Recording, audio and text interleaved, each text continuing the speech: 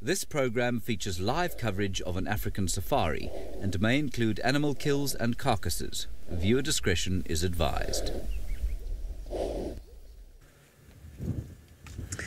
Good afternoon, a special African welcome to the kids of Logan Elementary School and Hannacole Elementary, aged just 6 to 8 years old. It's lovely to have you with us here on safari in Africa, where the sun is very bright, and that's why my eyes are closed. Please ask us any questions that you would like to. All you need to do is ask your teacher. He or she will then ask us, and we will do our very best to answer any questions that you might have. Now, while we talk about where we are, look what we have over there. We've got a whole lot of buffalo. And we'll move in a little while and show you just how many buffalo there are. They're all lying down, trying to find a little bit of shade. It's very, very hot out here in South Africa. It's about 36 degrees Celsius, which is about 95 degrees Fahrenheit. So it's very warm indeed. Now, I'm sure some of you are possibly wondering why on earth it's so hot over here when it is winter where you are. And the reason that it is, of course, summer over here and winter where you are is because we are in the southern hemisphere. Now, Brent Leo Smith, who's my friend, has been out for the same length of time as I have, and he has already found one of our very favourite spotted cats.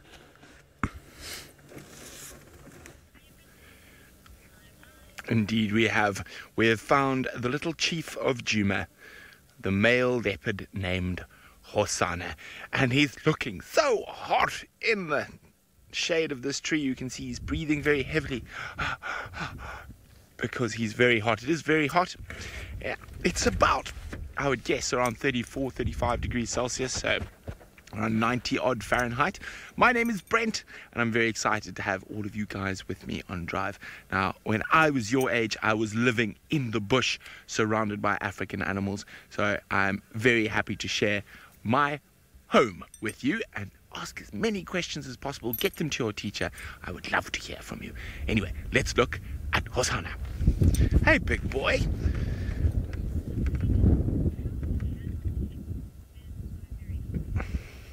Now, Hayden is asking how the animals keep cool when it's so very hot. Well, different animals have different ways of keeping cool. For a leopard, breathing is what keeps him cool. You can see he's breathing very heavily. And what happens is he brings that cold air over his tongue, and that cools down the blood in his tongue and helps to cool down the rest of his body. And also you can see he's being smart. He's sleeping in the shade and not in the bright sun.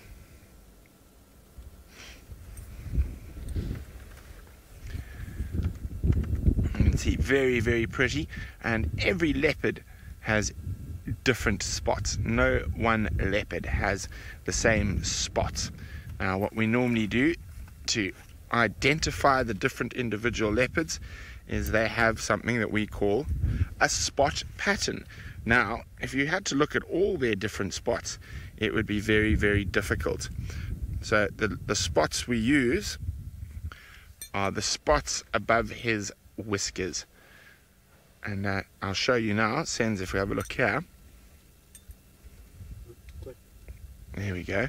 So if we have a look there, you can see the last line of spots. Yeah. Can I see? Can you see them? So there's 1, 2, 3, 1, 2, 3. Here's a 3-3 spot pattern. Now, we know Hosanna very well, so we don't actually have to look at his spot pattern to see who he is. But if we find a leopard we don't know, we'll take a photo like that of those spots and send them to maybe one of the reserves close by to see if they recognize the leopard.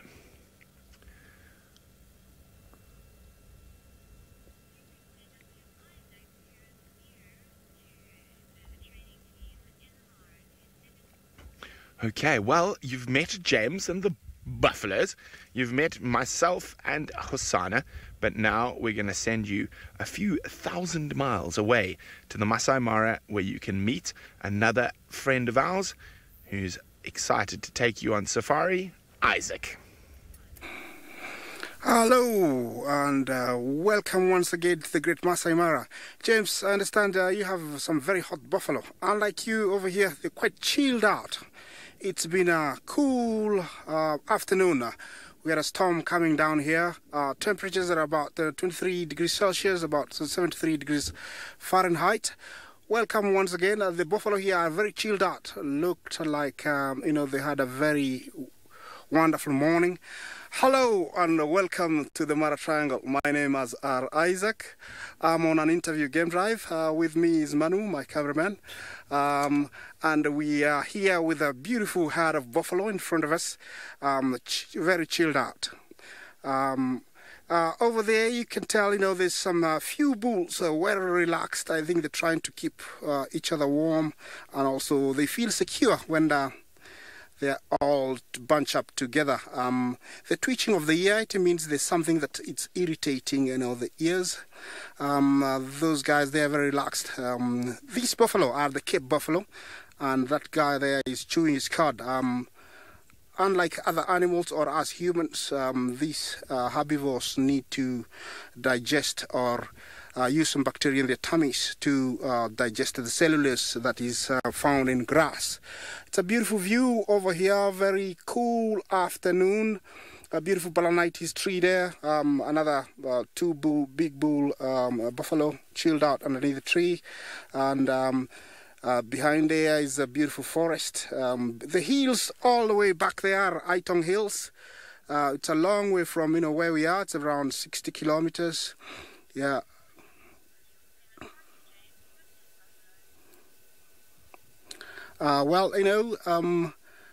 Going down there, there's the rest of the herd chilled out. You can tell, how many they are. You can't tell how many they are because they're all seated, but there's a nice big herd of about 250. I was here earlier and they're all moving around. Very chilled down. The twitching of the ears, means that they're very comfortable, very safe together. Sometimes it's not always the case because there might be a lion, stalking from the behind the trees there, but in this case here it's a very, very chilled out afternoon for them. It's been a very stormy afternoon. Coming down here it was very rainy. If you look at the distance, they're still raining. Far, you can tell there's a big storm raining towards the Serengeti. That is the Serengeti in northern Tanzania, and it's been thundering down there, which means they are all underwater, whoever is down there. Yeah, it's very chilled out buffaloes. This is what we call a breeding herd, which is mainly consists of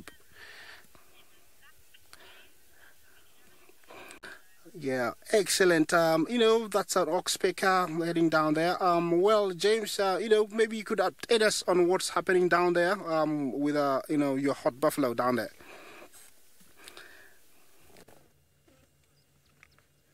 Well, my hot buffalo are standing, feeling very hot, but they've found some shade. We've got a little bit closer.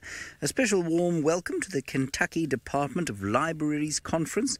Sounds like a bag of laughs over there in Kentucky today. I hope you're having a good time. It's lovely to have you with us on our school drive. Now, our buffalo here are not doing very much, and that's because it is so very hot, and also because they're doing what cows do round about this time of the day, and that is, of course, chew the cud. Now, if you look at the big bull to the left-hand side that's just got up, you see that one there? That's him. Look at him chewing away there. Now, you can see that there's no food around here for him to be eating, and so he's chewing the cud. Now, what that means is that he is regurgitating, which basically means vomiting. He's vomiting up the food that he ate earlier today into his mouth and re-chewing it and then swallowing it again. Now, I know that sounds very disgusting, and it probably would be very disgusting if you're a human being, but for a buffalo and an impala and a cow and a moose and a deer and so many animals that only eat grass and leaves, this is what they have to do. So it's not disgusting for them at all, that's just what they do. And what it allows them to do is get lots and lots of good nutrition, vitamins and minerals and other important things from the food that they eat. And that wouldn't be possible unless they chewed their food twice.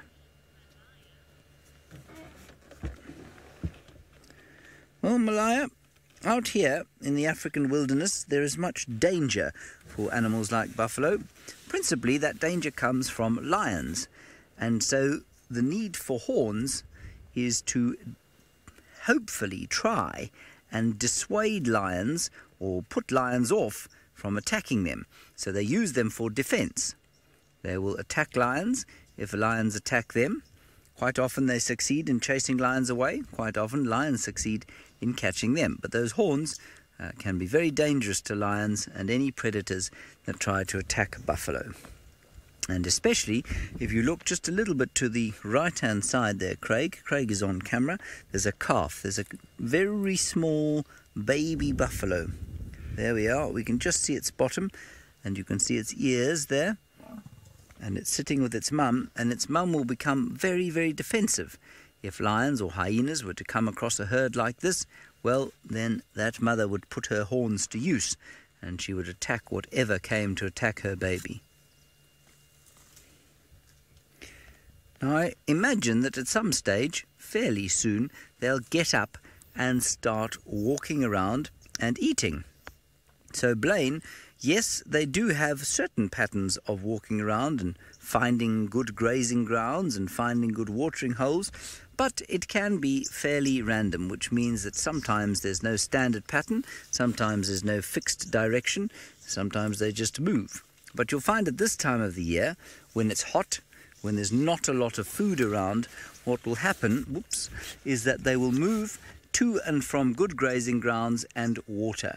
And because the water and the food are normally concentrated, which means there's not a lot of it around, and that there is in very specific places, you'll find that they move to and from areas in fairly predictable patterns. That's a very good question.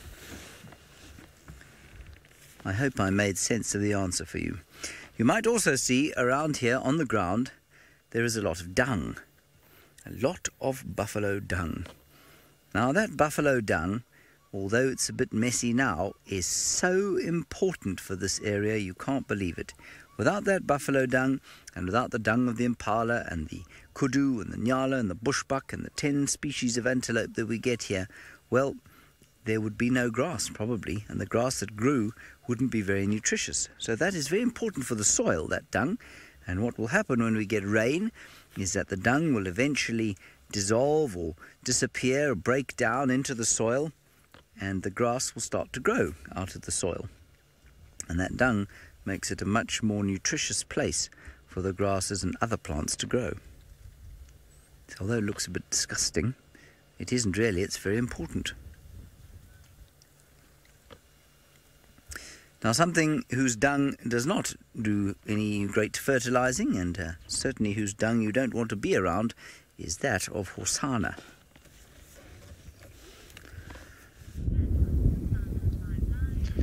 Very, very true. Hosanna's dung is very smelly and something you don't want to be too close to, and you definitely don't want to touch it. You can get quite sick from it. Okay, we just want to say a quick hello again to Hannah Cole School. Apparently they had a little bit of tech difficulty, so welcome Hannah Cole School. That is Hosanna the male leopard. Isn't he beautiful? Now I've got a question for Hannah Cole School and Logan Elementary. Who's going to be able to answer it first? So we're looking at the spotted cat called a leopard. Which is the other spotted cat we have a chance at seeing on Game Drive? Which other big spotted cat do we have a chance of seeing on Game Drive? I'm looking for answers from both Logan Elementary and Hannah Cole Elementary. Who's going to get the answers first? Good luck, guys.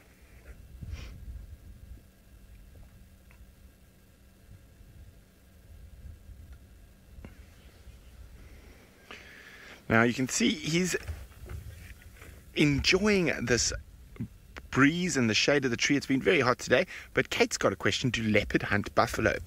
Very, very rarely, Kate. A buffalo is a bit too big for a leopard, and the animals that like to eat buffalo are lions. So if there's a big herd of buffalo around, the lions might be following them when it gets a bit cooler, because lions and leopards, they don't like to be hot, and when it's hot, they sleep.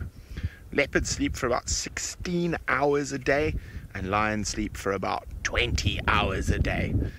So if you nap a lot and you like napping, then you must be a lion. Lions are the biggest nappers. Now, we've got a bit of cloud cover coming in and a nice cool bit of wind. Both of you guys are so clever. Both schools were too quick for me and you got it spot on. And it is right, it is cheetah. Well done, guys. The fastest land mammal. They can run at very, very fast, just under or around 100 kilometers per hour, between 100 and 110. That's very, very fast, much faster. That is more than double the speed of the fastest man alive. Leopards, not quite as fast, but still quick. They can do about 90 kilometers an hour, but they do it for very short distances.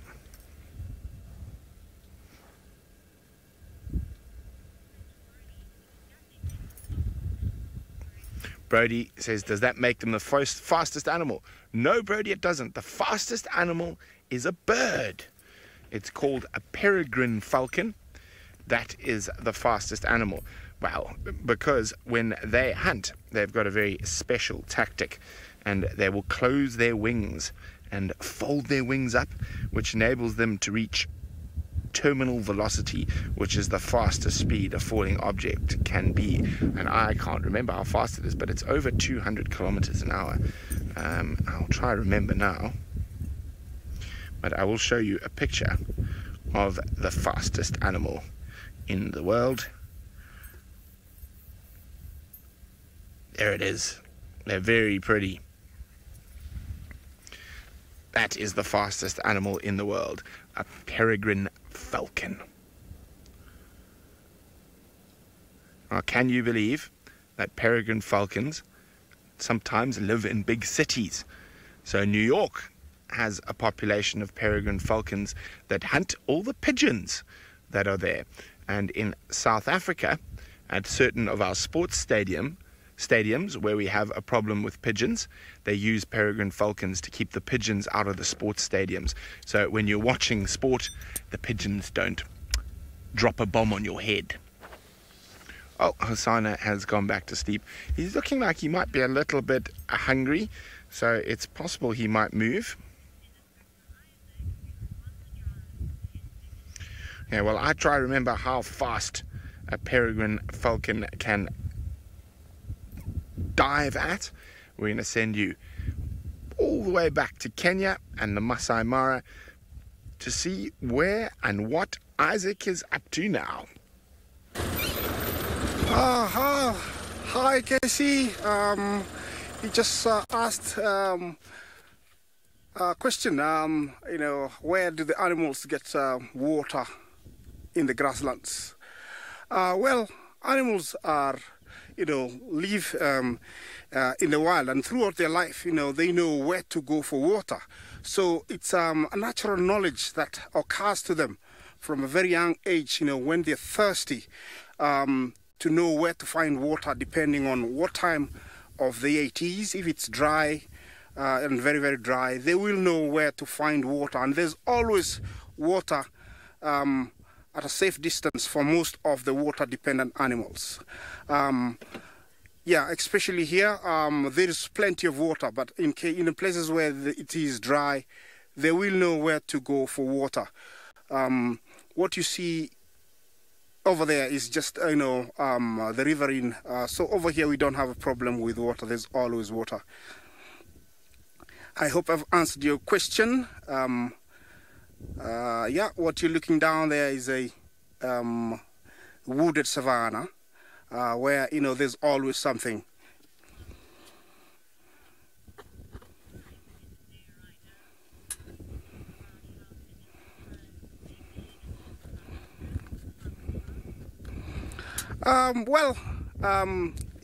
It is 5:20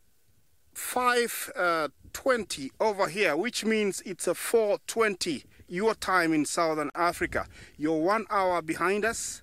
We are 1 hour ahead of you. Yeah, and yeah, it's a 1 hour behind. You're 1 hour behind, and we're 1 hour ahead. So yeah, it is 5:20 over here. Down there, I can hear some jackals calling, so there could be a predator. You know, those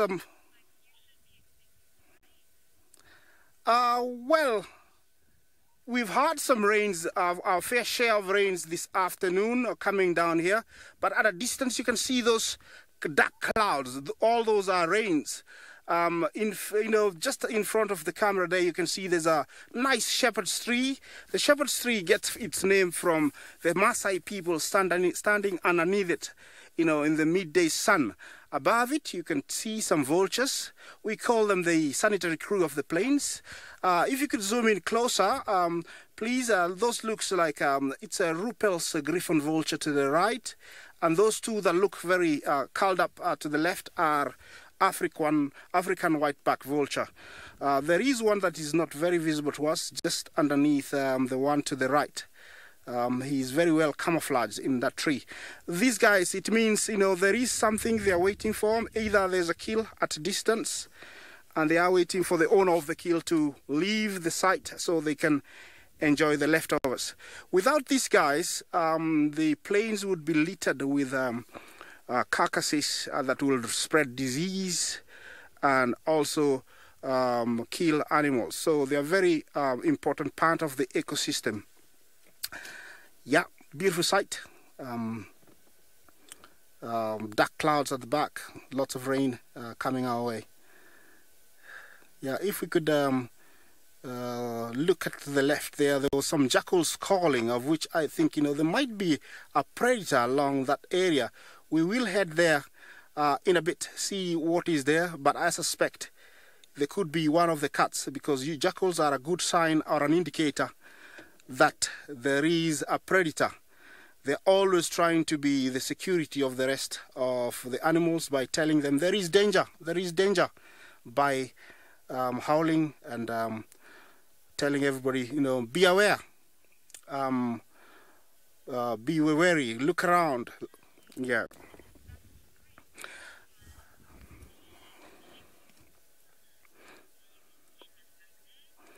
Well, you know, beautiful trees in front of us. I understand, Brent, you have a leopard, beautiful leopard. Maybe you could tell us what is happening while we proceed on, and see you later.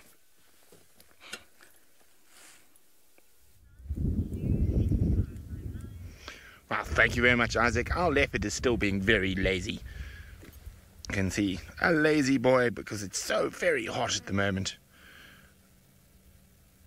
And as it gets cooler and we get closer towards evening, he'll probably get up and maybe go hunting to see, oh, it's a big yawn. Look at those teeth. Oh, you're a pretty boy, aren't you, Mr. Hosana? He's a beautiful cat. So as it gets cooler and darker, he's probably going to get up and start moving. Leopards are mostly nocturnal hunters, but like all predators, they're opportunists. And so, which means if an impala or another antelope species happened to just wander past while he was lying here, he would try hunt it. He's been a bit unlucky over the last few days. Every time he catches something to eat, his dad steals it from him. So big male leopards like his dad Tingana will steal food from the smaller or less dominant leopards. So he's still got a few years of growing to do before he can steal food from other leopards, although he is big enough to steal from a female. You know, he's giving himself a little bath. Hosana is one of our favorites, if not actually, I think he is my most favorite.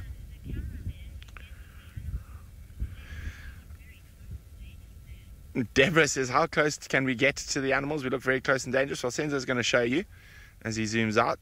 There we go, that's the car. It's me. Hi. That's Senzo. We are about 4 or 5 meters from him.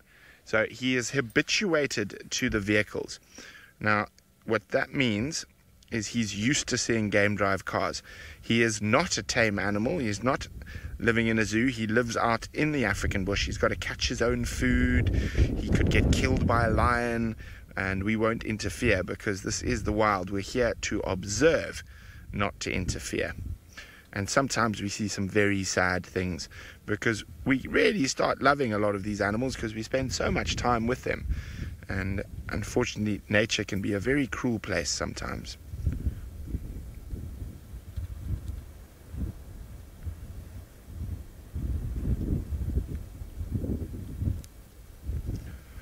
Hey, Mr. Hosanna.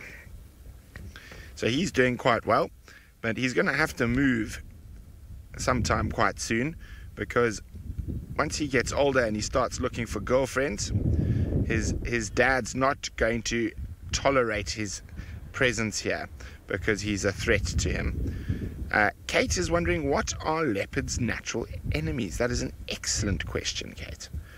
A leopard's natural enemies are lions, hyenas, and other leopards.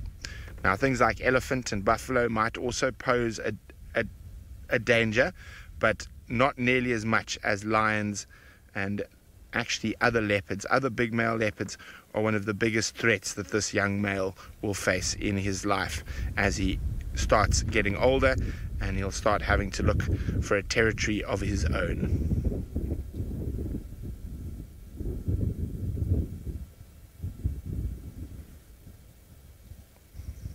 But for now, he's safe in his dad's territory. His dad keeps other big male leopards away.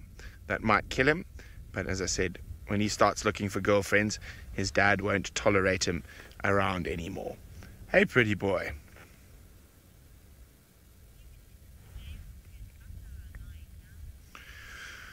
Well, Hosanna's just chilling in the shade while it's hot, but it sounds like James's buffalo have decided to also take a snooze.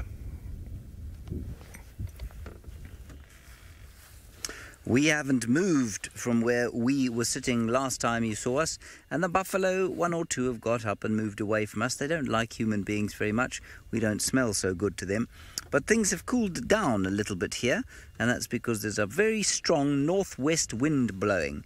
It's the kind of wind that might bring us a bit of a storm later on in the evening, which would be very exciting, because if you look around where the buffalo are standing, there's not a lot of green grass, and very few of the trees have any leaves on them whatsoever. And that's because we just haven't quite got into the rainy season yet. Our rainy season is round about the end of November to April.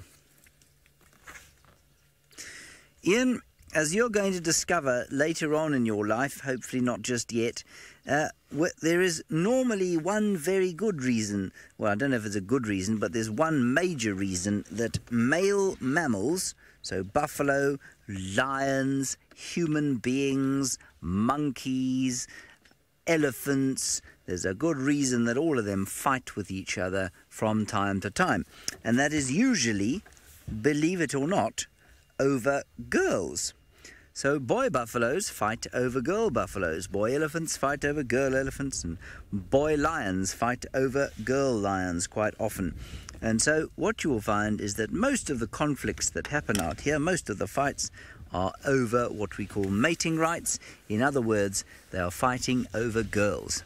Now, I'm sure that doesn't happen because you're only 6 to 8 years old, all of you lot. And long may that last. But I suppose you might find later on in life that it will cause conflict amongst even the best of friends. And that's what happens here in the mammal world, in the class of mammals. So it happens with buffalo, as I say, and all the other mammals that we get out here. There's one quite good exception to that rule, and that is the bonobo. A bonobo is a chimpanzee that lives in Central Africa, and they tend to fight much less than even us. And there are lots of complicated reasons for that, but you'll learn about those later on. For now, it's good just to remember that male animals often fight over female animals. That's because they want to be fathers very desperately. See, there's a young bull here now, just investigating that calf, just having a look at the little one lying on the ground, checking that everything's okay. Buffalo don't fight a great deal, you know. They fight a lot less than many of the other animals out here, and you can see that that buffalo is showing a lot of care for the little baby. Siobhan, no, baby buffaloes don't always stick together. Baby buffaloes, much like most baby mammals, will stick around with their mothers. They don't like to spend too much time with each other only. They do a little bit of playing, but most of the time they stick with their mothers because their mothers, of course, have the milk that they need to survive, and when they get a little bit hungry, well, then they go and ask their mothers for milk, and they hang around their mothers for that reason. This buffalo bull's got a bit of an itchy head.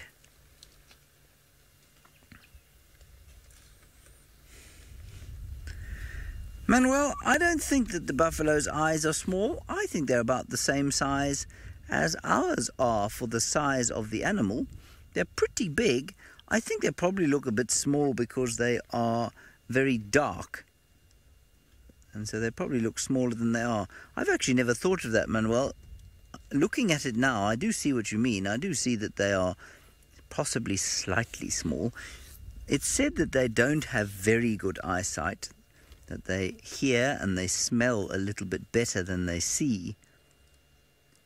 But I don't think they see badly at all, because I've spent a lot of time around buffaloes and I'm pretty sure that they have good eyes. But maybe not as good as something like a lion, which has big eyes. But there are a number of animals that have very small eyes, Manuel. If you think of something like a vulture or an eagle, they've got tiny, tiny little eyes, and yet they can see much further than any elephant or buffalo or human being.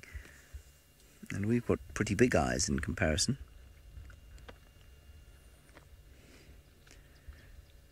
You can see they're very relaxed, slowly one or two starting to get up, and that's because at some stage, as the evening falls, as everything starts to get a little bit cooler, they're going to go off and have something to eat. And in this time of the year, well, it's not going to be a lot of delicious food. It's going to be fairly brown and tasteless and straw-like. Like that, exactly. Thank you, Craig. That doesn't look like a good dinner, does it? I don't think it looks very nice at all. But as long as they have enough water, well, as long as they have enough water to drink, then even that grass can sustain them. Let's go all the way back up to the Masai Mara, where Isaac has found another enormous animal with a thick layer of fat. Ah, look what we just found. Kiboko, which is another name for hippo in Swahili. Quite far out of water. He looks very healthy and very relaxed. I think the story is, he's a new male where, he's been with other males and there's been too much competition. So he's decided to find a spot, and because it's very cool, he decided to stay in the bushes. You can tell he's very calm. We're only about 50 feet from him. He's blinking, so, he's very much alive. Kiboko is the name of a hippo in Swahili, and it's one of the iconic African animals. Very big. They weigh about 2 tons. This guy, he looks very comfortable. He's not disturbed. He looks very healthy, and he's not in a hurry to get anywhere because there is plenty of grass, around him. And I would think, there might be also be a puddle in this, among these trees. Come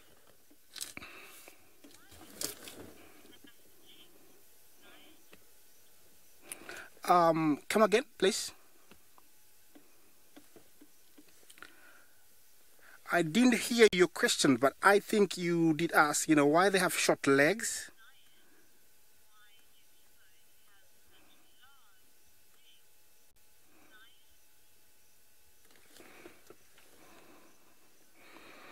I'll have to ask you once again. I think there was I didn't understand that question at all. But they do have very short legs, and I think it's to support the heavy build of their body. I hope I answered your question. Otherwise, you could repeat it again, and I'll be very very happy, more than happy to.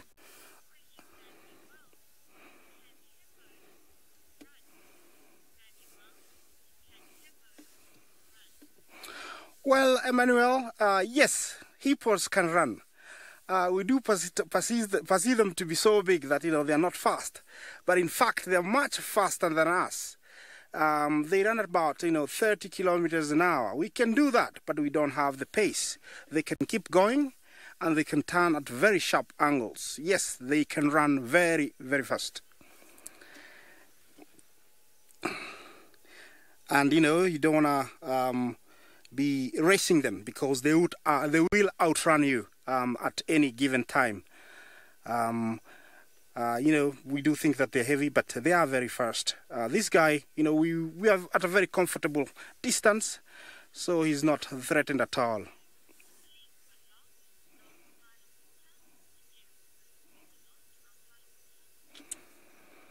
No, they don't live in the water, out of water for very long. They do need to be very close to water because they have very delicate skins. Extreme sunlight would cause dehydration in their weak skin, so they need to be very close to water.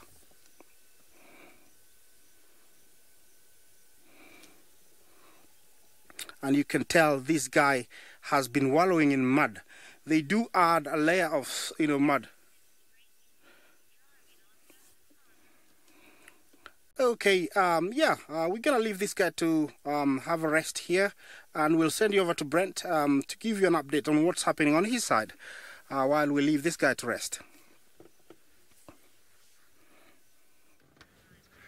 Look at this. He's on the move now, and he's gonna walk right past us. Isn't this exciting? This is so amazing. You can see how close he is to us. He's starting to hunt now as the temperature's dropped a bit. So he's moving through this broken vegetation, looking for some small to medium-sized antelope, like impala, or inyala, or even something smaller like a steenbok or a duiker. Now this is where it gets sometimes very tricky to keep up with them, because he can go places that our car can't go.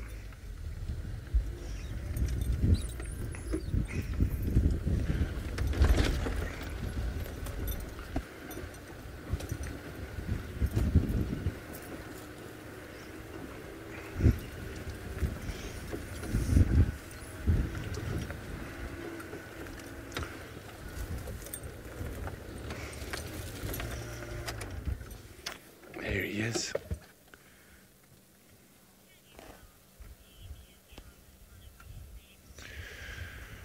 Okay, so I've been saying his name is Hosanna. It means little chief or little prince in Shangaan. Shangaan is the local language that is spoken in this area. And basically how the leopards get their name, we'll choose a whole bunch of names, and then we'll give it to some of the Shangaan guides who have been here for a long time, and also to the staff at Juma and even our staff, and we all vote on which name we think best suits the leopard. And he is indeed, his mom was called the Queen of Juma, Karula. She died about a year ago now. Where are you off to now, mister? You're going to take me on a very difficult drive today. So I want to see if he carries on down into the river system or keeps moving along the edge. He might just flop down. So as I said, they steep a lot. They might walk a little bit and then flop down again. So I'm going to try keep up with him. Where is he going? While I do that, let's send you back to James and the buffalo. Ooh. There, we've moved slightly. We're back with our buffalo, and now we can see the main body of the herd here. And they're not actually trying to find shade. which means they are not feeling the heat quite as much as I thought they would be. Now, the one thing we haven't shown you today is the oxpecker. And if we look to the left-hand side of the herd, we've got an oxpecker, which is a very special bird living on top of the buffalo. Now, he's not hitching a ride. He's in fact eating ticks. And Becky, apparently you were asking about these birds. Well, there they are. That is the red-billed oxpecker, so-called, because of course it has a red beak. We get two kinds of oxpeckers here, the red-billed and the yellow-billed. The yellow-billed is much rarer than the red-billed, but you might see one if you're very lucky on this herd of buffalo. There's another oxpecker on the bull in front of us. I think he's also a red-billed variety. There we go. Yep, he's got a red bill. Look at him hopping around. Isn't that nice? Well, Nicole, I know that's very funny. When you look at a buffalo's horns, you think to yourself, they look like they are hair that has been parted. It's because they grow from two different sides of the head. They don't grow from the middle. And a bit like your hands or your arms don't grow from one point, they grow from either side of your body, so too do the horns of the buffalo. And that gap in the middle just looks like a parted hair. It is quite funny, isn't it? Some of them don't really have that. If you look at that one, that's the one you're looking at, exactly. If you look at him, or her, sorry, that's a cow, it doesn't look very much like that gap is pronounced. In fact, you can hardly see it at all. But in the big bulls, you will definitely see that it looks like they've had their hair parted. Well, there's no real reason for it, other than that the horns each... There we are. Beautiful. You might just be able to hear a bit of wind blowing. That means that the air isn't quite as hot as it might be. And so perhaps that's why these buffalo are lying out in the sun. You can see there's no grass in this area at all, and that's simply because we're close to a waterhole, and the closer you get to a waterhole in the dry season, the less grass you're going to find around it, because all of the animals that come to have a drink will eat the grass on their way in and out. So impala and zebra and wildebeest and waterbuck and that sort of thing will take away the grass. Hello, Lucas. There is indeed a social hierarchy in the herd, but as I was saying earlier, the buffalo don't fight a great deal. And so, yes, there is a social hierarchy in the females and the males, less so amongst the females, mostly amongst the bulls or the males. But it's largely enforced. In other words, it's kept, the hierarchy, by big ones just looking at smaller ones and then those smaller ones backing off. So basically, the bigger you are, the higher up in the hierarchy you're going to be until you get very old. And then often you'll leave the herd as a bull buffalo and go and live with a group of other old bulls. And then there isn't much of a hierarchy at all. But it's not a hierarchy as complicated as that in a baboon troop, for example, or in a hyena clan, where it's very, very rigorously enforced. And anyone who steps out of line will be dealt with bites and violence, whereas buffalo actually seldom fight each other. They do fight from time to time, and when they can have tremendously vicious fights, but it's not very common. So although there is a hierarchy, it's not strictly enforced. I hope that makes sense. I think it does. Righty, I think we're probably going to leave these beefaloes now and see what else we can find.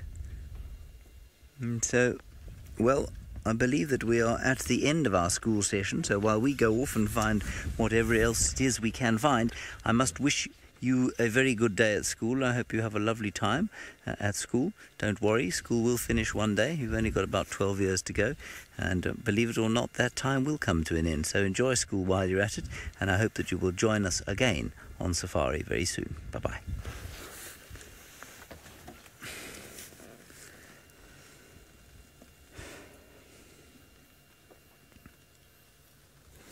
Right, a very warm welcome to those of you not at school watching this show. We are, of course, going to move on from these buffaloes, see what else we can find. In the meantime, let us go back to the Masai Mara for interviewee Isaac, who I believe is doing a fantastic job up there of finding lots of interesting large things. Once again, look what we found. Sacred ibis, looking for mollusks, frogs, probing using his long beak. He's just found something. Yeah, we just seen a kill. You know, look at what he's doing. He's looking for stuff in the water using his beak. It's like a sensor. It can, you know, feel little aquatic. You know, he's just found another one, and you know, that's what he's feeding. Looking for frogs, and if you follow him, you will see every now and then that he'll pull up something and swallow it quite quickly. Sacred ibis. Is that a frog over there? Look at that. It's a toad. You see that? There's a toad, which is he's just avoided that.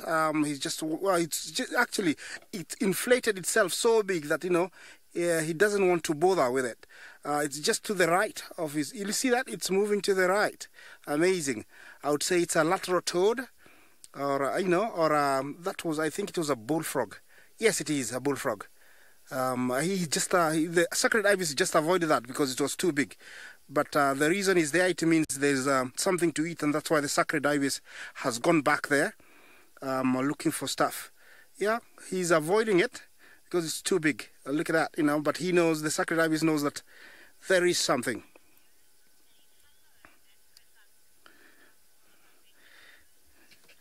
Thank you very much for everybody supporting me. This is a very beautiful setting we have here. It's just a small stream of water, and if you look down there, you know, there is we have the sacred ibis that is very busy, and over close to us over here. And if you sweep further down to where it ends, there is some beautiful Egyptian geese. There is a pair of them over there, and I think, you know, they've been gorging themselves with all the, you know, frogs and maybe catfish that is found in these waters. It is usually sometimes very hard to distinguish between male and female. That female over there, you can tell she's very wary. I would say she's the female, and she's listening to me talking and being very careful. She might have some eggs that she left to sit on them, you know, for a minute, and so she's very wary. Whereas the male is very comfortable, preening himself, getting rid of some mites or fleas.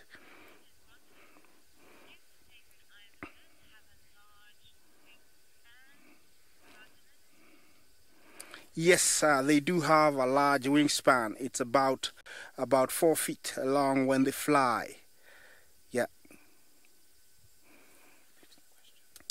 I don't know if I answered you. If not, maybe you could repeat the question once again. But yes, if I am correct, was it about the wingspan?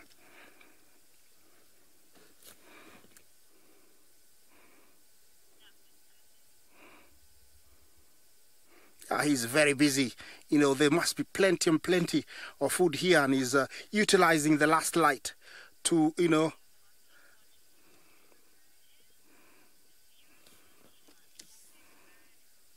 I think, you know, it's a very small bird that very few people have seen it. It's called a green-winged petilia, and it's my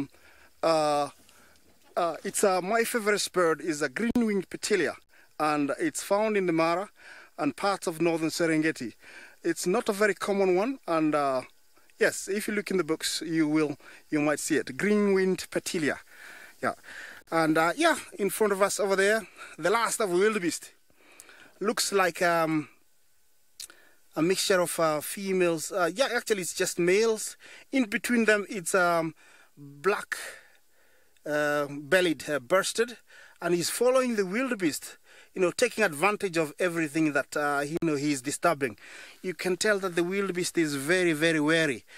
He's very late. I think he got caught up, you know, while the rest were going. You know, he was you know, sleeping, and so, you know, he has to be very careful, you know, where he's trotting. So he's having a good look around, whereas the other guys behind him are not bothered. I think I would be very bothered if we were 5 wildebeest in an area like this one full of lions. Yeah, you can tell that, the first guy, he's really, wants to get going, but he's being very, very careful. Sometimes they see things from a distance, that are not real, and they have to focus on them for a few seconds or minutes to make sure, it's not a predator.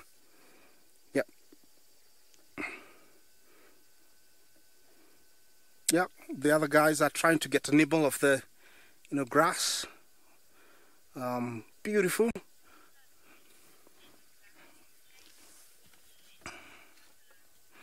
Yeah, well, yeah, we'll leave this guy to enjoy his last bit of light and take you back to James and see what's happening down there. Not much is happening at the moment. We're heading sort of north-westish. See if we can't pick something up in the open areas where we saw the impala going today, and we had a few leopard tracks earlier in the morning. But actually I'm slightly bereft of plans, given that the Nkuhuma Pride has disappeared onto Buffelshoek. Tandi was last seen in Torchwood. Those are the reserves to the north and east of us. We can go on to Torchwood. We might head there a little bit later. We might also spend some time at the hyena den, which would be very nice. There were also lots of zebra up here this morning, and maybe we can pick them up. So that is the general plan. Please do talk to us, of course, using the hashtag SafariLive and all that. I believe that many of you commenting on the differences between the brown winterscape that remains at Djuma and the greenery of the verdant Marsi Mara. Well, yes, basically until we get some rain, that is going to be the case. Now there's a little bit of cloud in the air. I don't think there's any rain predicted, but a northwester like that, normally the precursor to some sort of weather. Now you've met Isaac. I actually haven't met Isaac, but I'm wondering if he says Masai Mara in the same way that David Gitu does, that wonderful way of saying Marsi Mara. Please ask him to say it for you a few times. There are some impalas. They've made friends, you see that? They've made friends with the Steinbock, which is now running away. Ah, thinks we can't see it, you see. Little Steinbocken. One of two dwarf antelope species that we find here, the other being the duiker, the common duiker or bush duiker.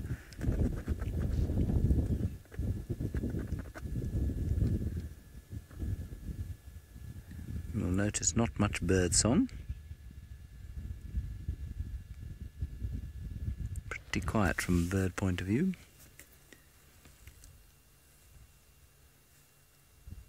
In fact, eerily silent. Why are there no birds calling? It's not that hot.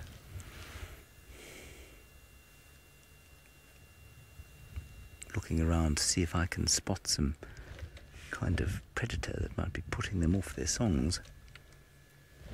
But I cannot. Just an impala wandering through the bushes. Yes, our Laramua, the Steenbok, are quite adorable. They are the cuddliest of the antelope, perhaps? No, that's not true. A baby waterbuck is the cuddliest of the antelope. Steenbok's quite angular. A little bit like hugging a fence, I imagine. Have you ever hugged a Steenbok, Craig? Not recently. Not recently, he says, so he's forgotten what it's like. Let us continue.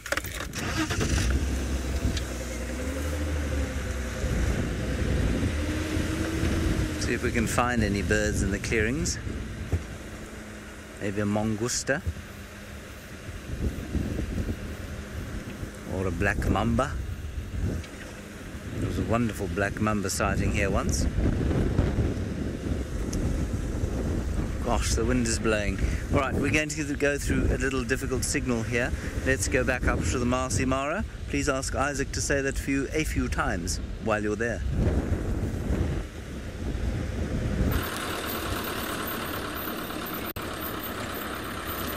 Well, welcome once again.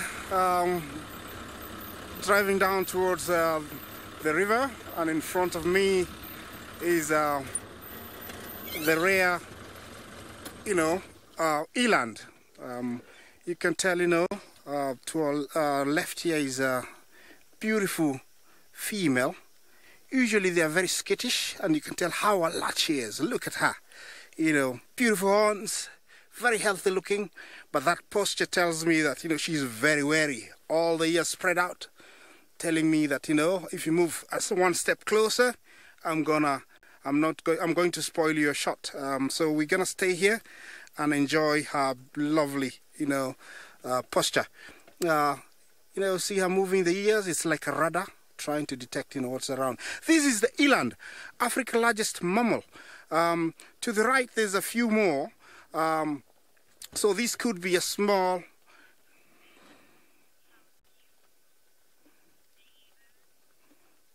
Thank you. Yes, these are small breeding herd. You can tell. So they keep looking at me, so I've given them a safe distance so that they are comfortable with us. It's a little bit drizzling right now, so that's why the light is not as good. But we still can see them very well. This is the Africa's largest antelope. Most people would argue and say that the buffalo is bigger, but if you look at the posture, the build, they are longer, they are taller, so they are much bigger. They could weigh up to a ton. The buffalo record has weighed up to around 900 kilos. And although, they are that big, they are the highest jumpers in the plains. It has been believed that, they can jump over a Land Cruiser. I've never witnessed that, but the books say so, and also say people who have witnessed.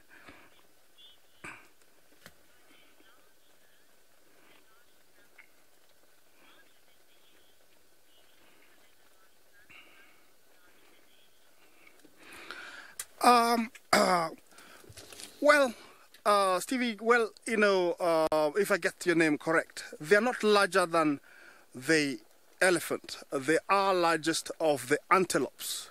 The bovids, the antelopes, they are the biggest. The elephant is the largest of mammals, but they are the biggest of the antelopes. You can tell that female is feeling uncomfortable already, and she's trotting away from us. Look at those beautiful stripes. Yeah. Yes, I think they're getting too skittish, so we're gonna try and leave them so they're comfortable, so that they can allow me to see them next time, and pass you over to Brent, so we'll see you in a bit.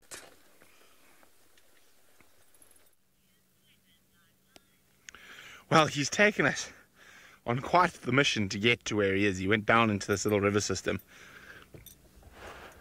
He's been spotted by a squirrel. You can hear shouting away. But Senzo and I have got a few new punctures. I got a thorn in my elbow. Where did you get a thorn, Sens? In your finger. Oh, in his knuckle. So both places you don't really like thorns because there ain't much muscle or fat on either your knuckles or your elbow.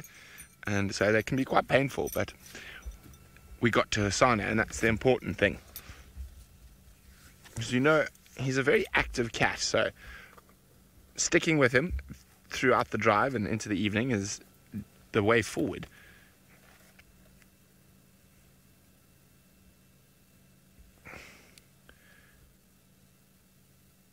It's still really, really warm.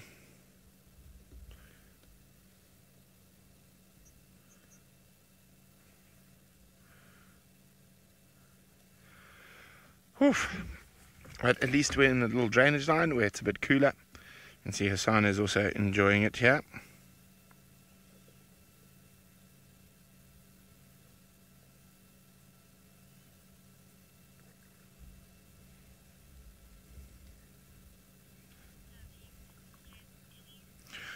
Oh, wonderful. We're going to put our patient's pants on and stick it out with Hosanna. But in the meantime, let's go and see what James has found. Yes, the elephant who does not wish to be on screen. You can see it has run away behind a quarry bush. Now, it is very, very windy up here. I'm going to move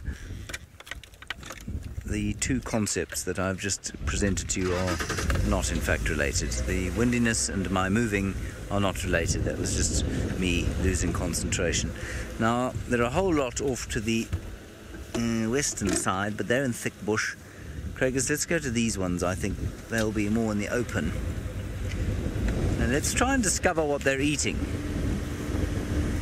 And because at this time of the year, I'm quite interested. Yeah, now, this is quite interesting. They seem to be having a go at some guarri bushes. There we go. Sorry about the wind, everybody. It's not really my fault, but I am sorry about it nevertheless. There you can see that they're having a go, I think, at some guarri bushes, which are not traditional sort of fare for most animals out here. Lots and lots of chemicals in them that make them taste pretty bad. No, in fact, that big one there is eating a little bit of knobthorn. Found a scraggly knobthorn and is eating the nutritious inner bark along with a bit of the wood. And the baby, I don't know what that baby's going for. Maybe a bit of soil, actually. No, the baby's having a little bit of white berry bush. And actually studiously ignoring the guarri. No, they took a few leaves of guarri, but really didn't make much of an effort. Now, the bigger ones found another piece of knobthorn. And I think she's probably thinking to herself, how can I get the bark off this?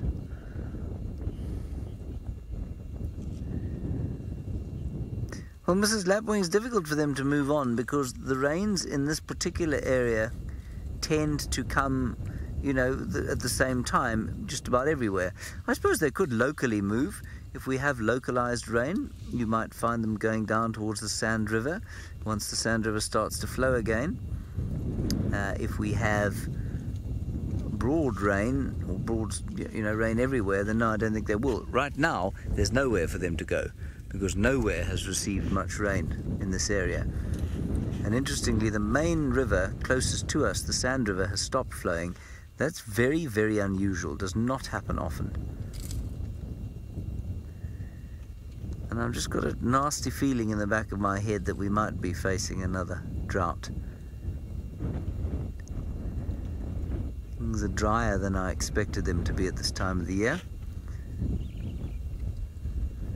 I did hear some reports that we might be going into an El Nino cycle, which is the dry cycle. That said, it really hasn't been very hot at all. It's been very mild so far. We had a pretty cold winter. And I've always known, and this is probably entirely anecdotal and entirely my own confirmation bias, I've always thought that a cold winter normally brings a wet summer. They're probably completely unrelated, but that's just been my impression. It is really astonishing how skillful that trunk is at pulling bark off sticks.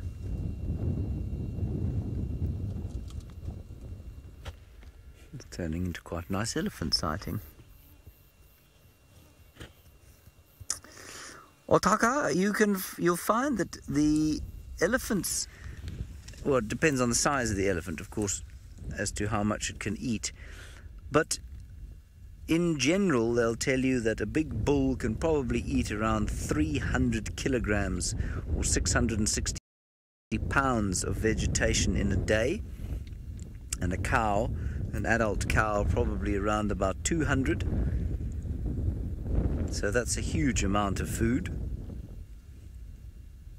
And I believe that a lot of the research was actually done on one 10-year-old cow who ate 150 kilograms a day. So that's a huge amount of food. You can imagine 15,000 elephants eating an average of, let's say, or let's call it an average of 100 kilograms a day. Well, it's probably much more than that. 15,000 times 100 is, well, 1.5 million kilograms, or 1.5 million divided by 1,000 should give us 1,500 tons of food a day. That's a lot of forage.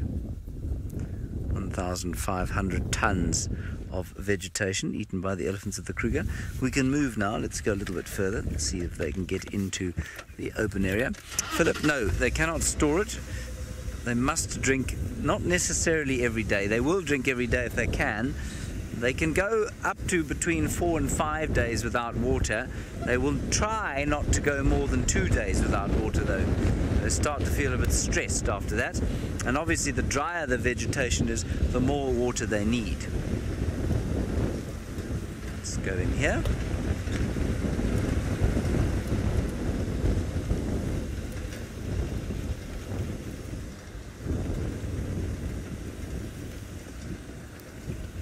There we go. Bob, it depends on the dry branch. The dry branches that cow was eating do contain a little bit of moisture because they're from trees, and the tree is not dead, and so therefore there is moisture in the vascular tissue just under the bark. But they can be very dry. They won't eat completely dry dead sticks because really there's no nutrition in them at all. They're not like dry wood termites that can somehow get nutrition from the lignin in wood.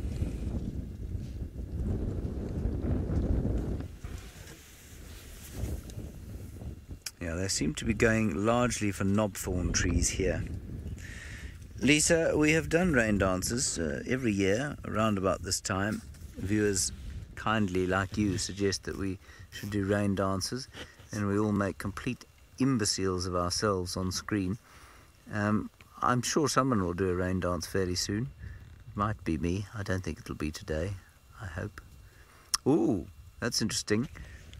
I think that's the short trunk cow. She's missing the tip of her tail, of her trunk. Yeah, that's her.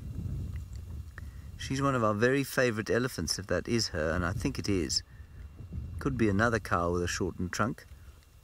Now, you can see there, she's trying to eat that knobthorn tree, much in the same way as the other elephant was, but she does not have the prehensile tip to the trunk.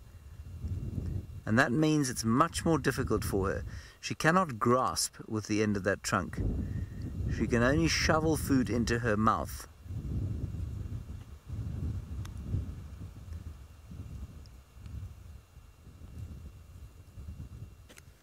I think that's her. Might be a slightly shorter trunk even. No, I think that must be her.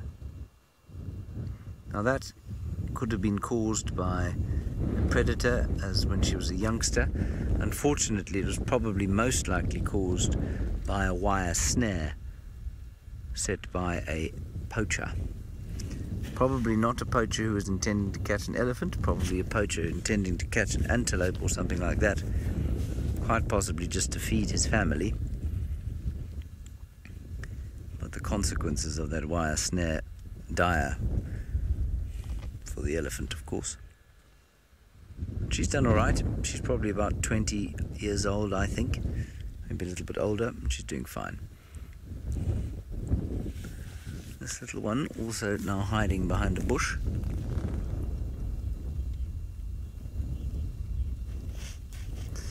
Right, Isaac seems to be on fire for his first drive, so that's fantastic. Let's go back to the Masai Mara. He has managed to find himself a big sleepy kitty.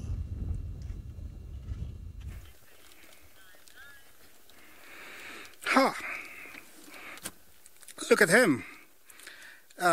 Beautiful male lion we just come across. He's lying. He just came out of the riverine over there, and I think he's looking for the rest of his mates. This is one of the Quechua males.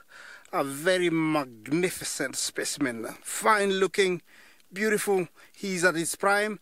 I would say this is one of maybe the brother or a cousin to the big male lion that Stefan saw this morning carrying a zebra carcass, and I think he's scanning the horizon to see if he can find his brother. You can see he's quite intense in how he's looking.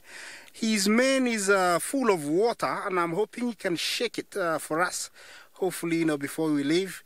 But you can see his intense look. Yeah, he looks like he's been in a bit of a battle. He's got some scars just below the eye over there. Beautiful male. And he's just...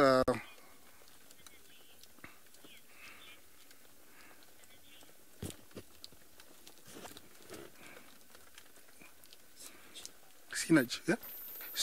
Synergy, yes, he's very energetic. When lions, people think that male lions are lazy, but they actually play a very big role when big animals have to be brought down, like a buffalo, because they're much heavier and stockier than the females. They play a very big role. So I would say, they're very energetic when they want to, but most of the time, after eating, they'll, rest and digest off what they've been eating. Yes, hence they're perceived to be very lazy, but they're not when they want to. They can be very active. Yeah. And he's in a beautiful setting. I think if it was hot, he would have a tree, but the temperatures are quite cool.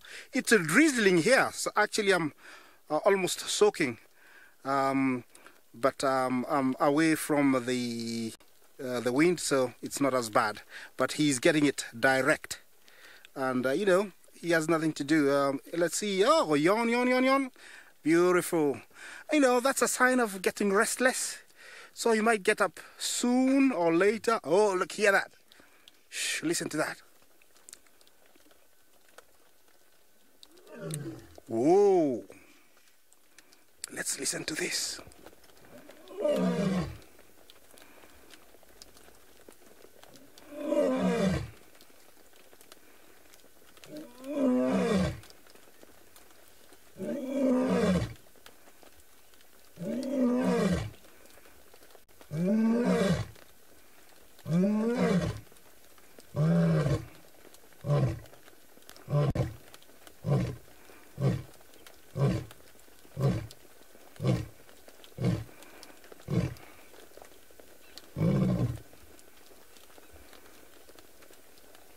Lovely, wonderful. There is nothing like a lion roar, and that was perfect. We just arrived here, and he's decided to, tell or communicate to the rest of the pride. I'm sure he's trying to find his brother, who we saw this morning, and the rest of the females, and that's how they contact each other. That contact call, communicates with the rest of the pride, telling them I'm here, I'm missing you, please come by, and also tell intruders, be careful, this is my domain, and if you get closer than where you are, it's going to be rough for you. So it it sends a lot of messages. See his intense look. Lions have got amazing eyesight. They say they have about beautiful yawn once again. I would say, that's a sign of restless. Oh, he just shook his mane.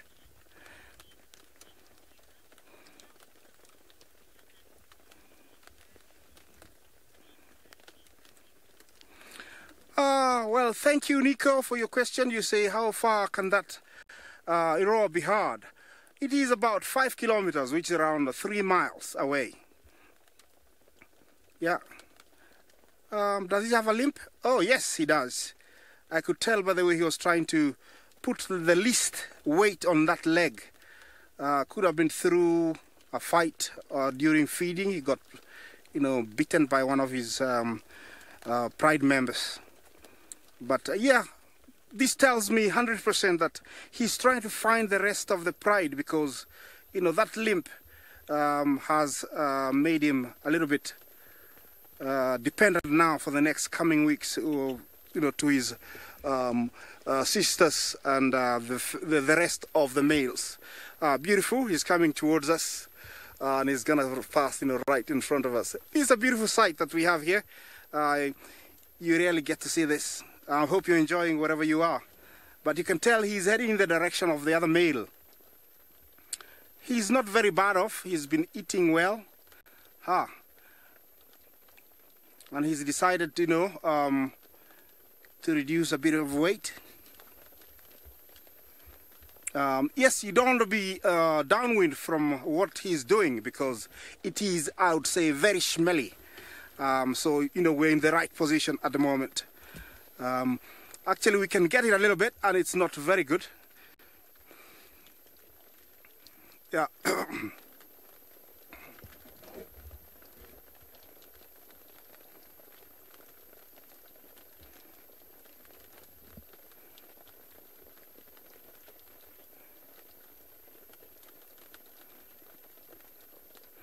Yes, you can tell actually it's a bit swollen to the knee.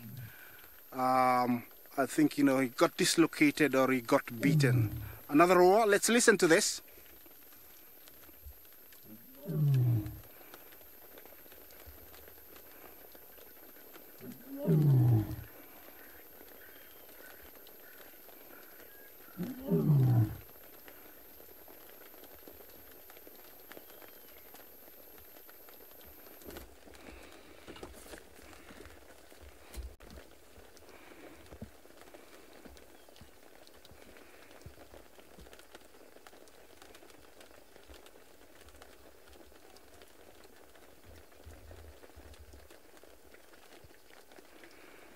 Well, you know, let's take you back to Brent and enjoy his leopard. I understand it's awake. So, Brent, over to you.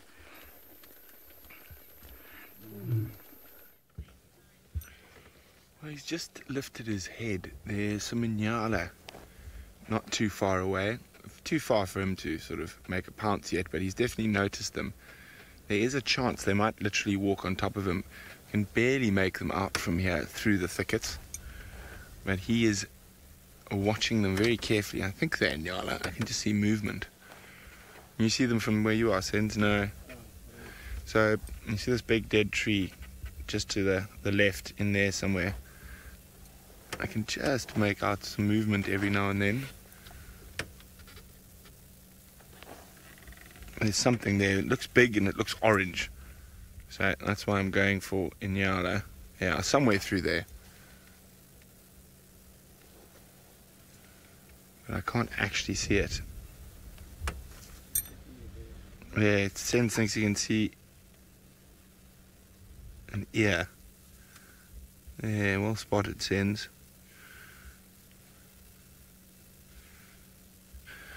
But there's a squirrel that's been harassing Hosanna, and that's gone quiet. But now the Franklins have spotted him. So you hear this chit, chit, chit. There's some Franklins, we can't really see them in the undergrowth, that have spotted him.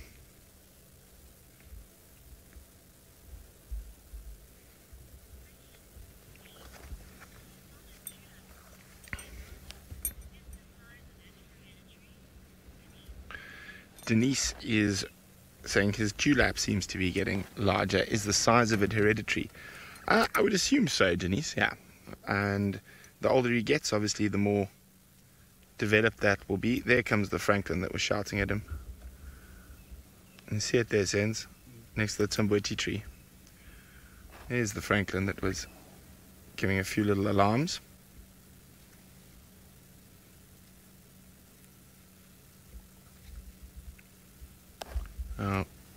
He seems to be thinking about getting up and trying to sneak closer towards that Inyala. And I think if he does, those Franklin will go ballistic and give away his position. And so he's slowly got himself into a position. Now, of course, what he would be ideal if that Inyala sort of walked down the path and stood on him.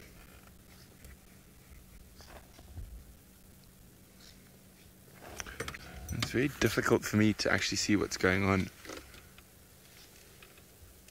It's very thick down here. But his eyes are closing. I think that Inyala... Philip says, is it just me or does Hasana suck at hiding? Well, I think he's pretty good. All the animals out here have developed a set of skills to try spot predators.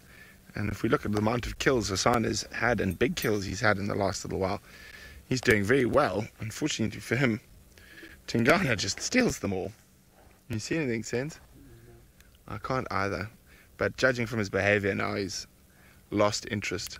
And Nyala might have moved further away.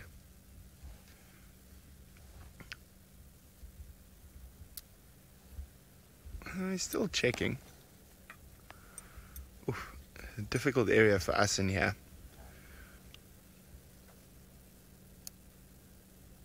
Hey you, scallywag. Took us on a bit of a wild goose chase getting down here.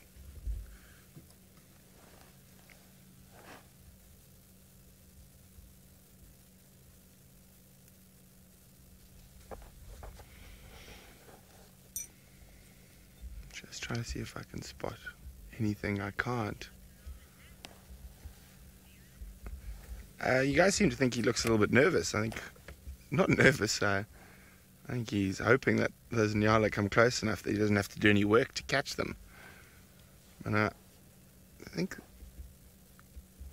if they move off a little bit, he might try to sneak a bit closer.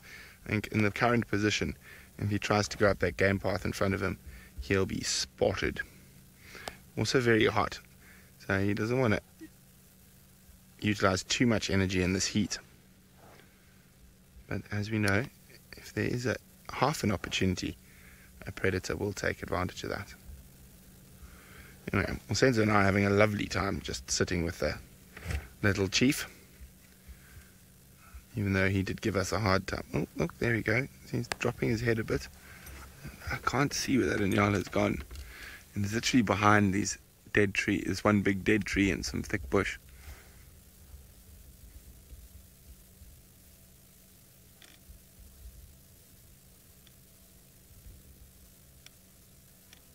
I'm just trying to see if I can spot. I can't.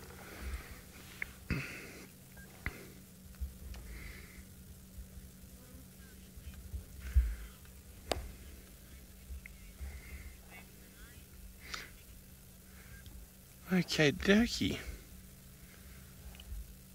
While our little chief ponders his next strategic move, hopefully for himself he doesn't get busted.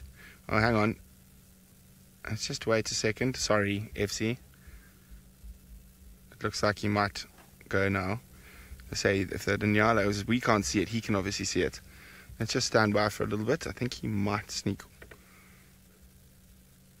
around.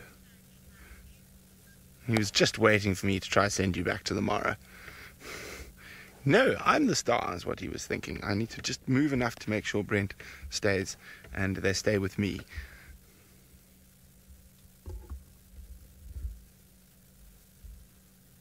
I think he's lost sight, possibly, of them, judging by the way he's lifting his head. Oh, there we go. Yeah, as I said, I thought he might attempt now. His body language has changed very quickly. He might have moved into a spot that is easier for him. It's not going to be easy for us, though. I think we might just see what happens. There's a good chance he's going to get spotted after 2 steps. And you can see he's now in stalk mode. And those Franklin have moved off.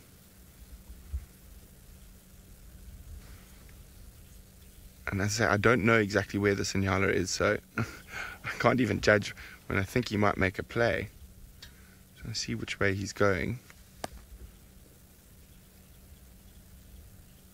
And once I feel he's far enough away from us, I'll try edge forward.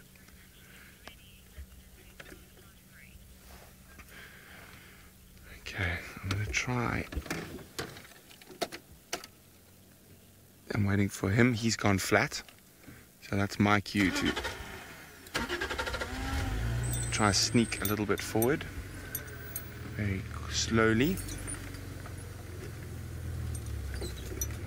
just so we can possibly see where the potential prey is. I'm just going to go past so then Nyala doesn't stare at me and give away Hasana's position. I'm just trying to, this is a really difficult spot for us to try get you in a spot to see what's happening. So the Nyala's up on top there. Oh, thorns. So what I'm going to try to do is get out of the riverbed and around on top. So we'll be behind the Nyala. That's my plan anyway, if I can get up there. So I said it's quite a difficult area, and there's lots of sensitive young trees here, timbuerties and jackalberries and the like, so we don't want to damage them. There we go. That's... You okay, Sens? No, Sens is not okay. What we do for you guys, what we do for you guys. I'm going to try see if we can get there, but in the meantime we're going to send you all the way back to Kenya to see what Isaac is going to be looking for next.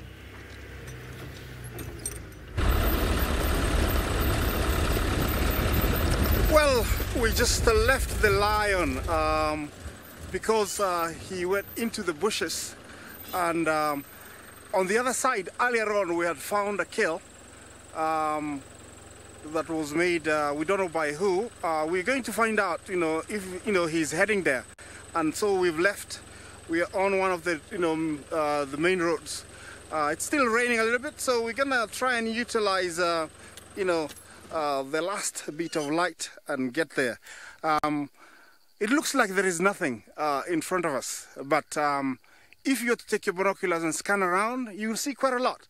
To my left over here, just, there is an impala, and then not far, there is a Thompson gazelle, and I'm sure, after them, there are predators. And this is a very, predator-prone area because of the thick thickets that they can hide, leopards and lions. Beautiful impala grazing, browsing on a little bush there. He's very healthy looking. Very vulnerable when he's alone like this, because he doesn't have anybody to watch his back.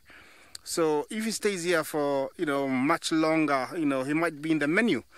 Not far from him, if you look to the right over there, sweep to the right a little bit, you will see there is a Thompson gazelle at a distance. I just saw it. I don't know if we missed it, but it's somewhere around there. So there are a few animals, but it looks quite empty. There we go. You see, actually there are two of them, but the camouflage is so good. For us, we don't see very well.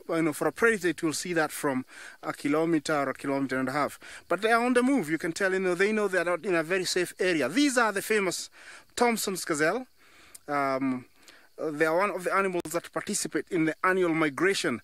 Not only, the wildebeest migrate, but the Thompson gazelle are also part of the migration, together with the topi, the wildebeest and the zebra. Actually, there's more than what we could see. Actually, you see that?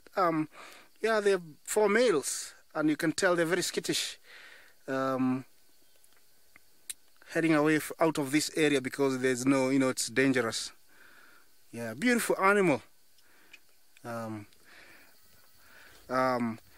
Yeah, that's a famous Thompson gazelle.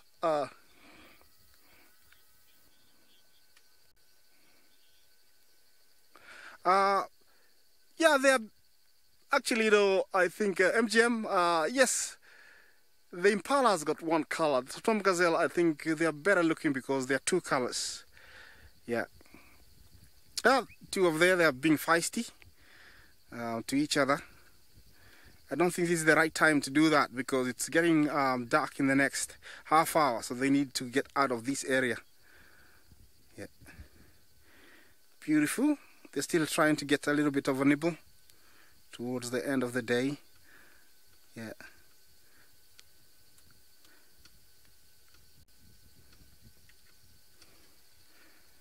Well, let's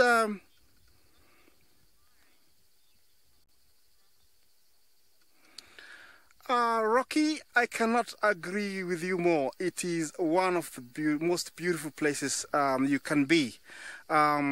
Amazing sceneries, landscapes, magical sunsets. But today we don't have a sunset. We do have quite a cloudy evening. It's been raining, but it's still stunning. I cannot agree more with you. It's a beautiful place.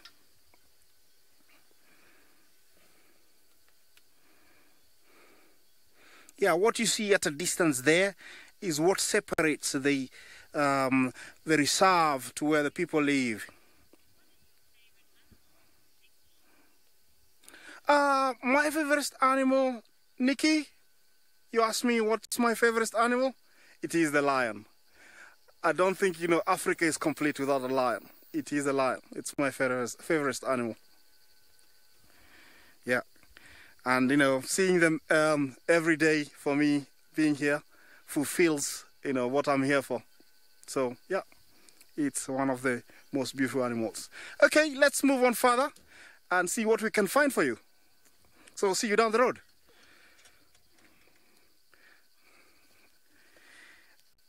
You're not wrong, you know, I'm very glad. Actually, my day was not going to be complete without seeing one. So I'm actually very, very happy. And I'm also happy that you are happy. Yeah, okay, let's head down the road, see what we can find for you. So, you know, see you down the road.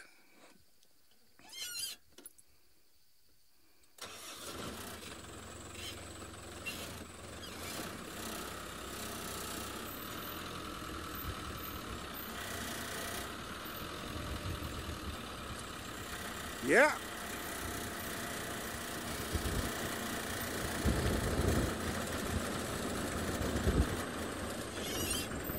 Monique, I think I'll have to stop to answer your question. Actually, my home is not far from here.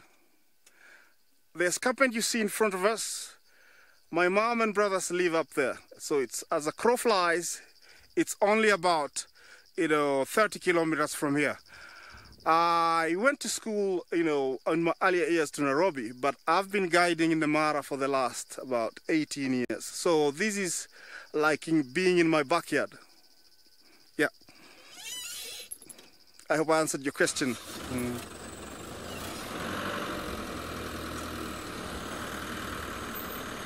It's getting dark.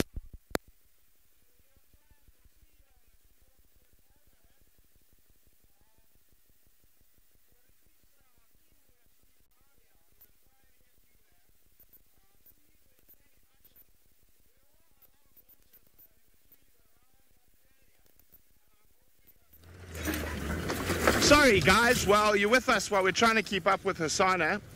There's not much we can do. He's taking us through a terrible block. Where's he gone? So we lost him and he came up the hill here into these guarri thickets.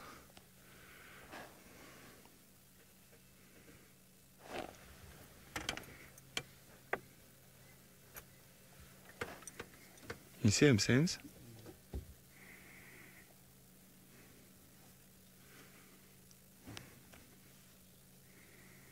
I apologize about all the scraping noises you're about to hear, but unfortunately, it seems like we're having gremlins with the other vehicles.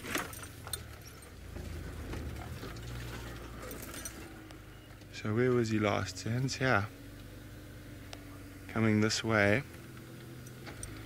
Now again, this is a very difficult area to drive through because there are a lot of sensitive trees, particularly the baby timbuetes, which we don't want to drive over. Very slow growing trees.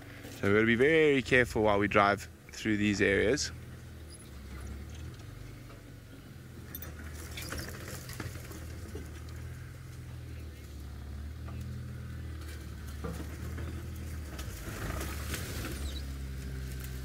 Is that him there? Nope. He has chosen a very... Oh, spike thorn. That's going to spike me. I need another thorn in my body. So, he was coming up through here. He might be just down there. Let's go. Make sure I don't get spike thorned.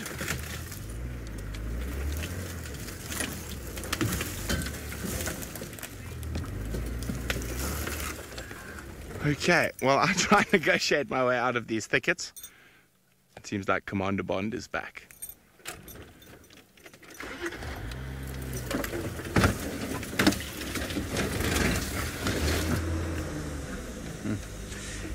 Hello everyone, sorry for my absence. I was doing some recorded voices and things for various projects we're engaged in, and I think that we should not drive away from here just yet. There are some birds sitting on the ground over there. They are crested francolins.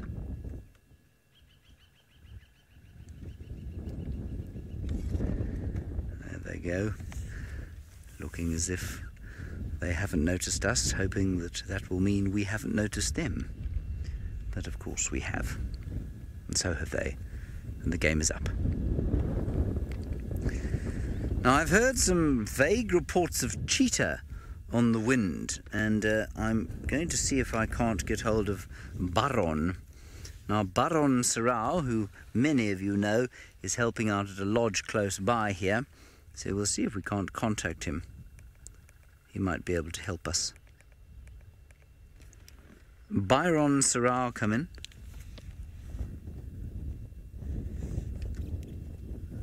Nothing on that channel.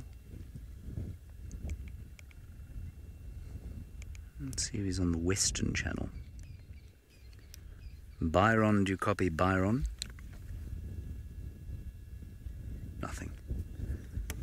Alrighty, well, let's continue. See what else we can find. Be quite nice to bump into a couple of cheetah, I think. I think it would be nuts. We're sitting in a spot here where the evokers stole that water buck from the two Nkuhumas a little while back. That's what we've been talking about.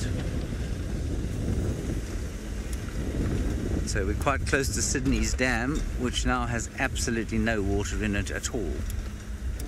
And all of you now saying how much you miss Byron, well, I'll sympathise with you. I quite miss him myself, but I'm not going to tell him that, of course, because you know what Byron's like. He'll bask.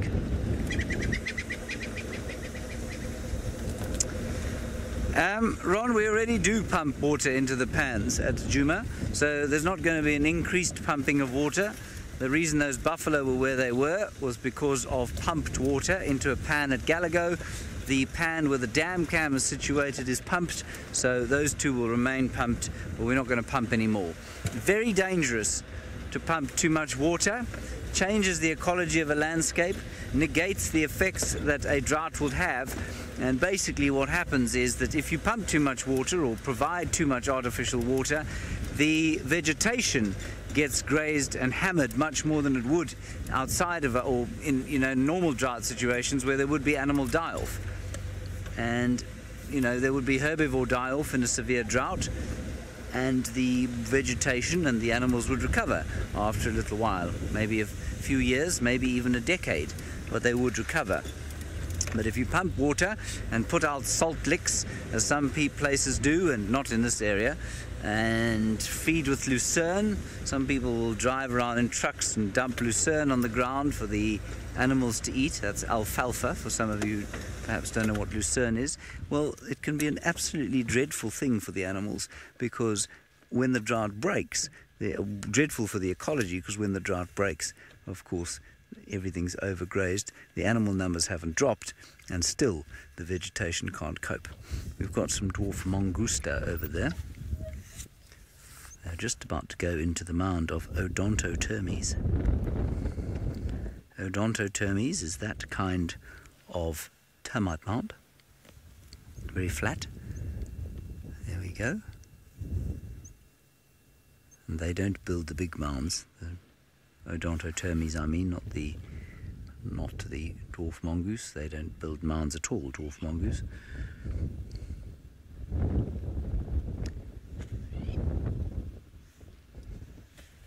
I can't hear anything on the radio about any cheetah. I'll keep trying to figure out what's going on.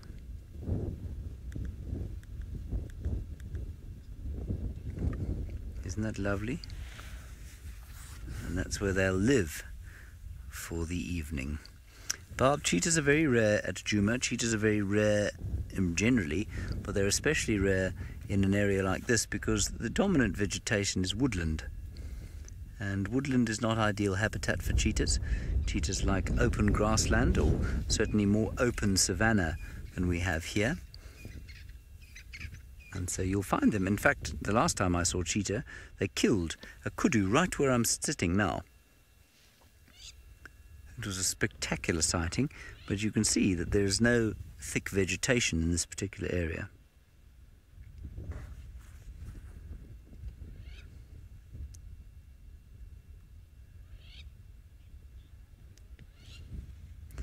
Yes, Michelle, you say this is adorable. It is very adorable indeed. I think they're just tremendously cute things. I could watch them for hours. They're very complicated social structure.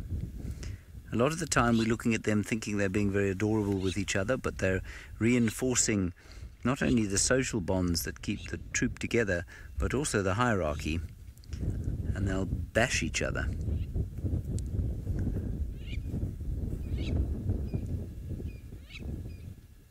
Look at that, isn't that sweet? But maybe that's the alpha pair sitting out having their evening drink. It's a little bit like a wolf pack, a little bit like a wild dog pack, with an alpha pair, and the rest subordinate to those. And that sort of squawking sound you can hear is a crowned lapwing, who I think is either taking exception to us, or perhaps the dwarf mangusta. There he is. Yes, I know. Unfortunately, your ability to form words is very poor, and so your one squawk is just simply not translatable, I'm afraid. I don't know what you mean. Found a little ant to eat. Yum. He's looking at the mangusta. Oh, there we go. All right, we're going to go away from something, or to something, that this lapwing would be deeply upset by.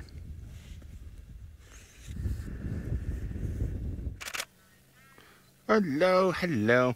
We've caught up with our hot little prince. He nearly gave us a slip, but the eagle eyes of Senzo Mkeys spotted him disappearing through the drainage line.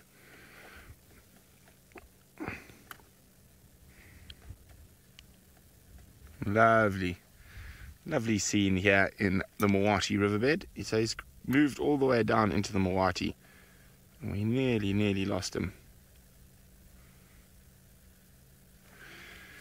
He's given us a proper run around this evening through some of the thickest of the thick, but we have managed to stick with him. I think from here his normal route will be up the Mawati straight to the pan.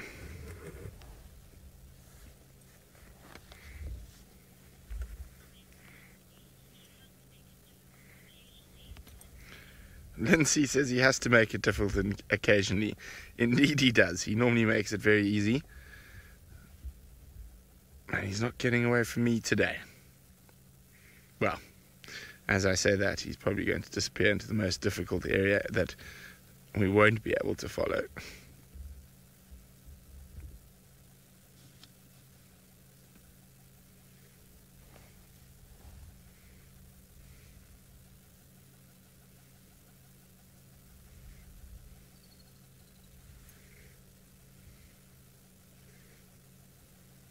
Well, he has been... Oh, Gymnogene. African harrier hawk hunting. See it, Sense? On the top of that dead leadwood. Beautiful light up there as well. Stunning. Here's a nice surprise. I heard the squirrel alarm, but it wasn't a leopard alarm. It was a far more high-pitched sort of... And I do know a gentleman who says he can speak squirrel. He can tell the difference between whether they're alarming at leopards or birds and whatnot. And there is definitely a difference in their alarm calls, but unfortunately I haven't quite mastered the art of speaking squirrel.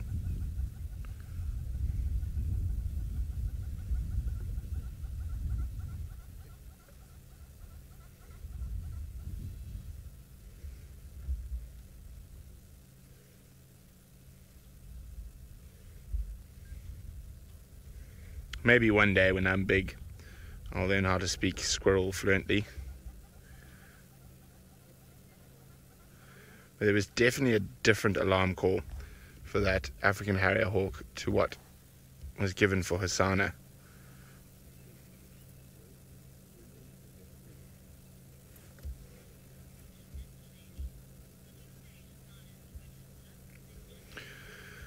Ninja Lady is asking, would I say Hosanna is a good hunter? Indeed I would, and he's been very successful.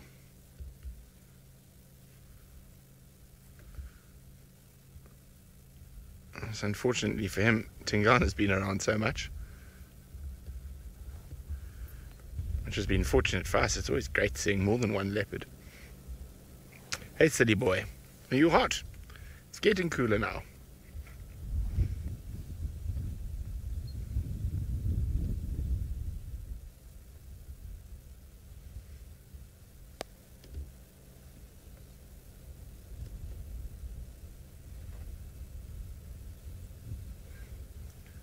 As I said, from here his general route is to head north towards the Pans.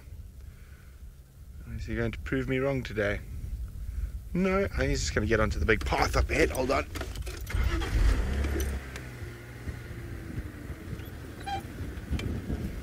And he's going to about to walk right past us. Hello, my boy.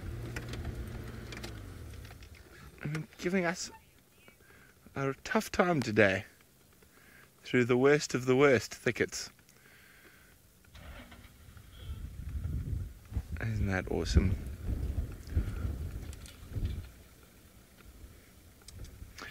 Now we're hoping he doesn't go up there, hoping he sticks in the nice easy Mawati riverbed, but who knows with Hosanna. He seems to be wanting to be difficult today.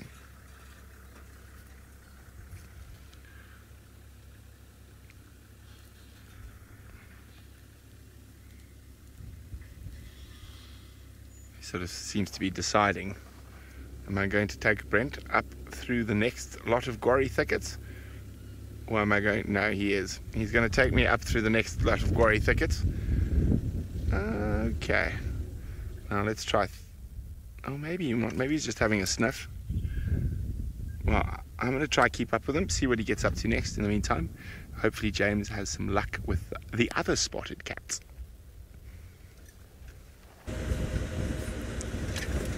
No luck at the moment, but we're going down probably towards where Tingana had his kill. And Craig and Tristan checked there this morning and he wasn't around. But there was still meat, was there? Craig doesn't know if there was still meat. There was quite a lot left yesterday.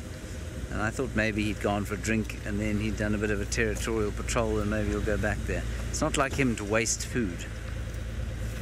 He's a bit of a greedy guts. You see the golden light there of the sunset. Let's just quickly have a look at that.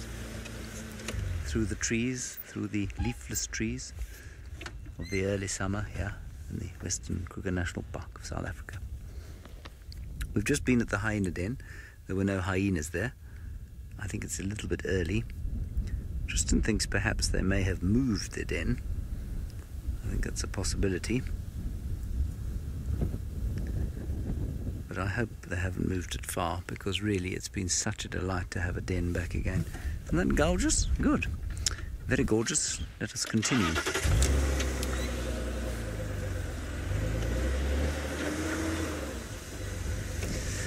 Yes, Linda girl, I'm speeding around. Look at me speeding. Hardly can keep control of this vehicle. Luckily, I'm such an excellent driver. Phew. No, not speeding, just covering some ground. This would be speeding. That's speeding. It's gentling now. Try this. Might also lose the cam up off the back if you hit a bump at that speed. So I think we'll just go a bit slower if it's the same to you. Yes, indeed, Emma, it could be very uncomfortable. Yes. Well, it's quite fun to drive like that from time to time. It's very poor bush etiquette unless you are on the trail of wild dogs. Somebody said to me once, there's no rush in the bush. That person had obviously never followed wild dogs and had also never felt the pressure of 8 guests on the back of his car going, "We want to see a leopard." Right, we're coming down to quarantine clearings now. I'm hoping the elephants will return to this area fairly soon so that we can have them majestically marching across the clearings. There we go. We have lost signal, I'm afraid. Well, not signal, we've lost sound with the Masai Mara. That is why Isaac has not returned to your screen. We will do our best to rectify those problems as the evening progresses. There's a nest. Oh, no. Hang on. No, we're okay. Isaac has got sound back, so we're going to head down towards Tingana's previous thieving spot. See if he's there. Let's go back up to the Mara. To who?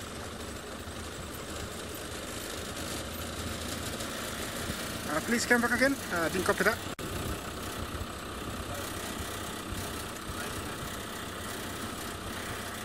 Okay, we are on night mode now. We're in infrared. These are lights adapted not to disturb the animals.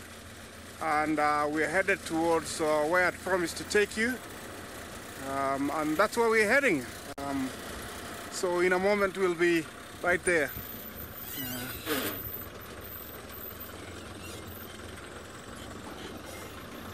It's around 6:45 here.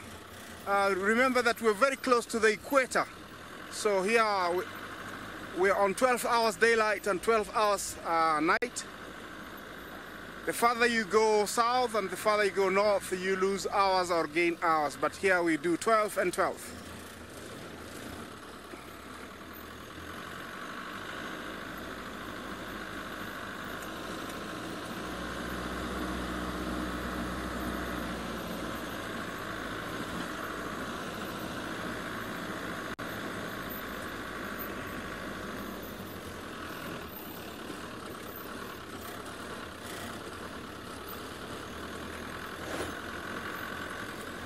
Mohammed,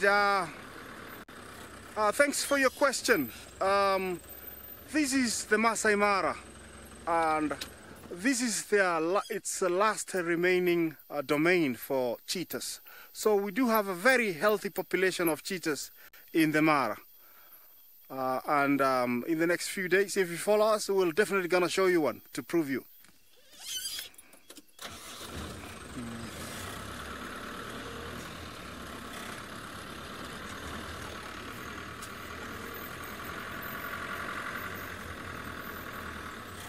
Where was I?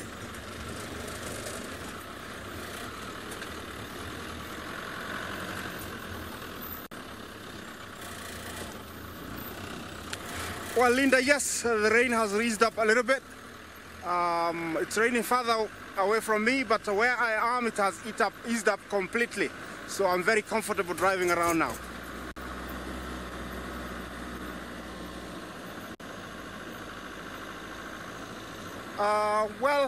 Let's send you back to Brent with his leopard while I proceed on to find what is ahead of me. Back to you, Brent. Well, he's still heading steadily north. Oh, he's stopping for a quick spray. No scraping. So you can see how his tail's curled like that now. He's just been spotted by a grey lory. And it'll be interesting to see whether he comes back down into the riverbed. He might take this road back up, or this path, not the road. I suppose if you're a leopard, it's as good as a road. Back up towards Twin Dams Road, just to keep me on my toes. He has taken us through some of the most horrible areas. They're beautiful, but they're horrible to drive through.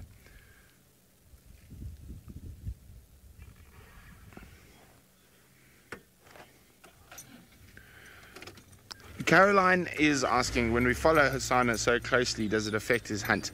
It is possible that inadvertently we might, but we try to be very, very careful, Caroline. So as soon as he starts showing hunting behavior, or like he spotted something, we generally will try to keep our distance or position ourselves in a way that is not going to affect.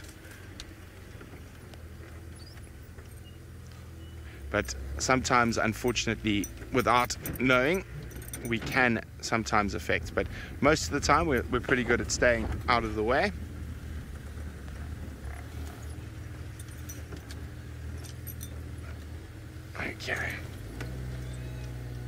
Okay, well, we're going to keep watching him, see if he heads towards the pan. In the meantime, it sounds like Commander Bond is admiring the sunset.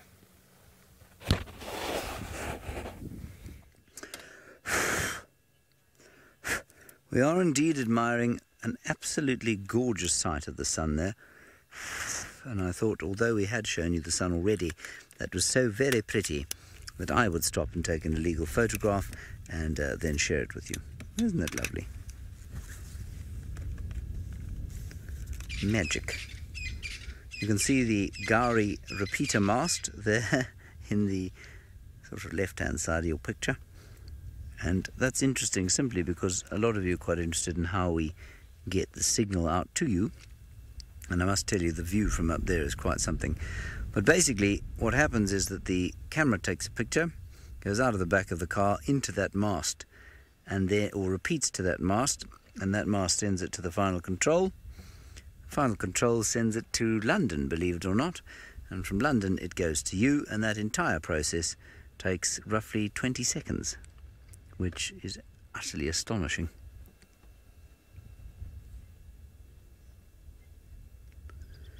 Very pretty, Craig. Very pretty, very pretty. As Emma says, what a time to be alive. Good, all right, let's nip down to Tingana's spot from yesterday. I have not put the handbrake down. Oh, you want to see my illegal photo? All right, well, I'll show it to you. Next time we stop, I'll show you my illegal photo. It is, of course, illegal, which means that I will be... What did we say? Oh, come on, what's the word? I will be incriminating myself.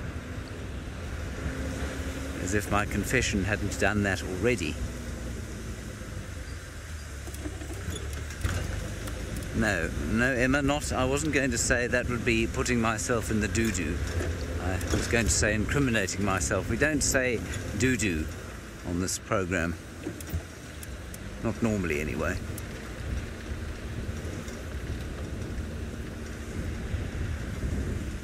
Okay, not too far. Oh, sorry, I have to stop again. I have to stop. One moment, please.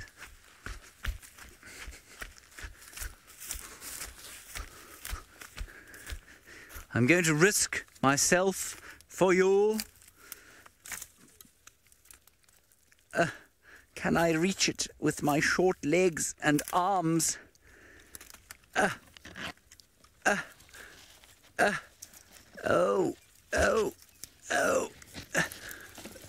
yes, I can. I've done it. I've done it.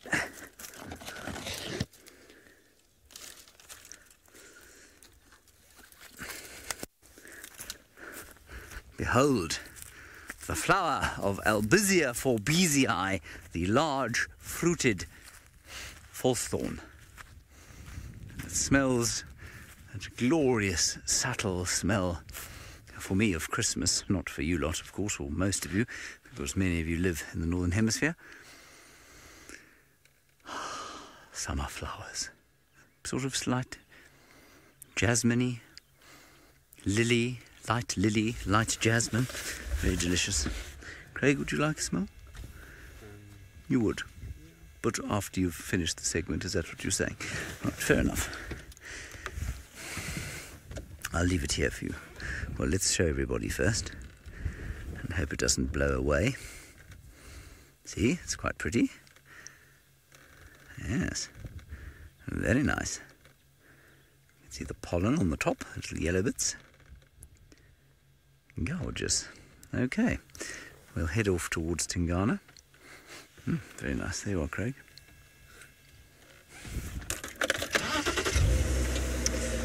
Grilled Sushi, hello again. This is not the first time I've heard from you. Wonderful to have you with us. I think you're all the way in Japan, which is magnificent. There are some fruits that you can eat here, not many. Well, I say that, not for long periods. The marula fruits, which are the most popular fruits that grow out here, they grow only between sort of January and February, and then they're gone. There are a few sort of berries you can get. Very few of them have a lot of flesh on them. They've all got very thin layer of flesh and a big pip in the middle, so a big seed in the middle. So you'd actually struggle to live out here without being able to eat some form of meat. The fruit out here is not abundant, but the marula fruit is utterly delicious and puts everything else out here to absolute shame when it comes. I'm looking forward to marula season. Marula season.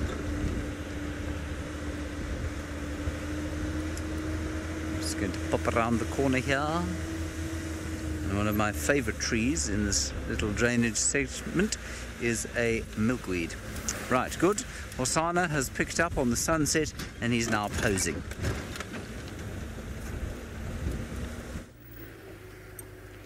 Sorry, that was me. I was just moving slightly a bit further back, so I think he might want to walk down this path just now, and I don't want to block it for him. But he is indeed posing so beautifully. Achoo! Achoo! Achoo!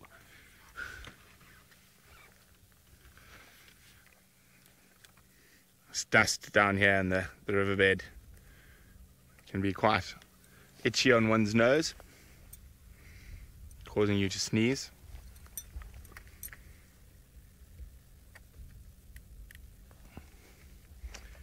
He is absolutely stunning.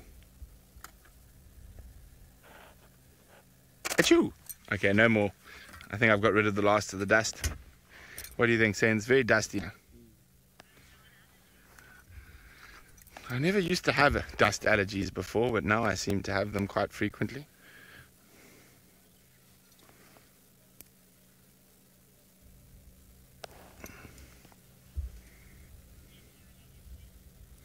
There you go. Emma thinks I might be allergic to leopards.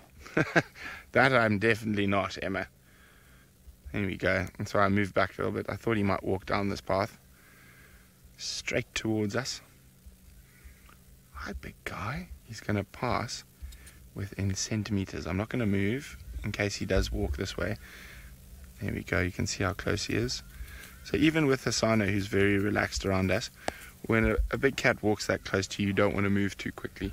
You can give them a fright inadvertently. How cool is that?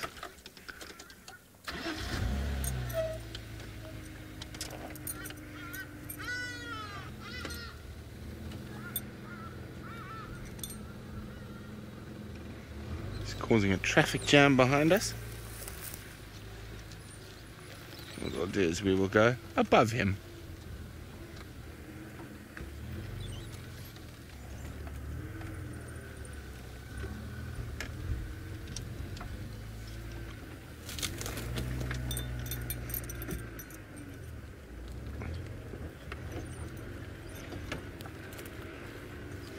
Leo would like to know, is it more difficult to find Thandi and Tlalamba or Tingana than it is Hosana? I think it all depends on the day, but on foot, yes. On a vehicle, I'd say they're about the same. But on foot, Thandi and Tlalamba and Tingana are more difficult to find. I'm going to shoot up ahead quickly. Get them walking towards us.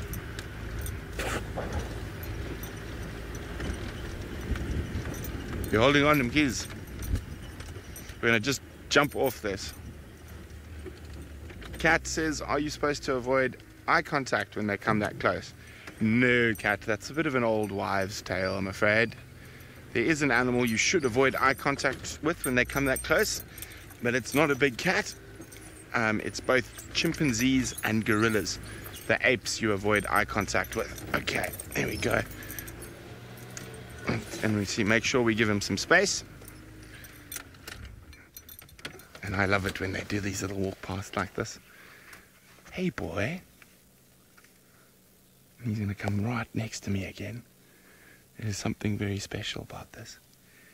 Hey big guy. What you doing? Looking for some food? Oh, you tripped. That wasn't very graceful, Hosanna. You must watch where you put your paws.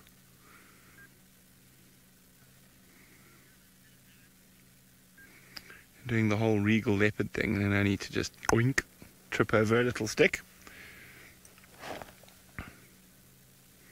Looks like he's heard something.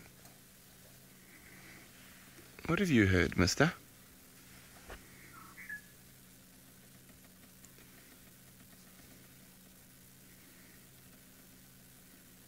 No. Oh, he's starting to... I need to turn around. Sorry. Let's go back up so we're not behind him. Holding on, Sense. Uh-oh. We're going to fall over, Senzo. Oh, no, Senzo. Just need to get the angle a bit better before we attempt. There we go. So he's gone into stalk mode. That's why I purposely didn't stay behind him. I'm just trying to see.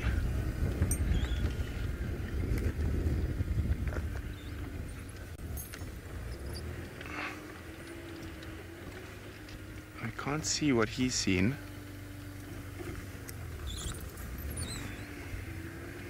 You see him, Sense? He's staring up ahead. Just...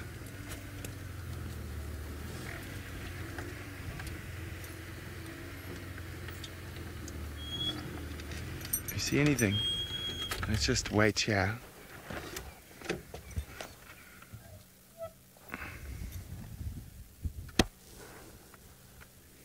Could be any host of creatures that has caught his attention here in the Mawati riverbed. Duiker, Nyala, bushbuck, Pala, kudu. A late evening warthog on its way home. He's not looking too intent though.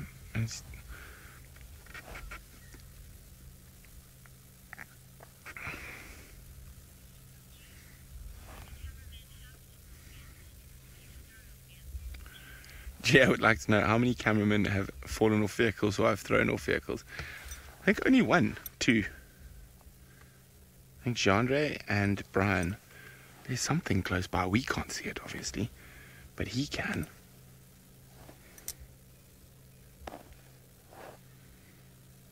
What you stalking, big boy?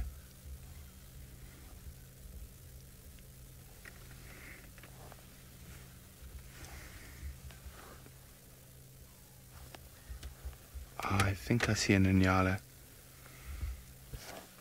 I think it's an Inyala.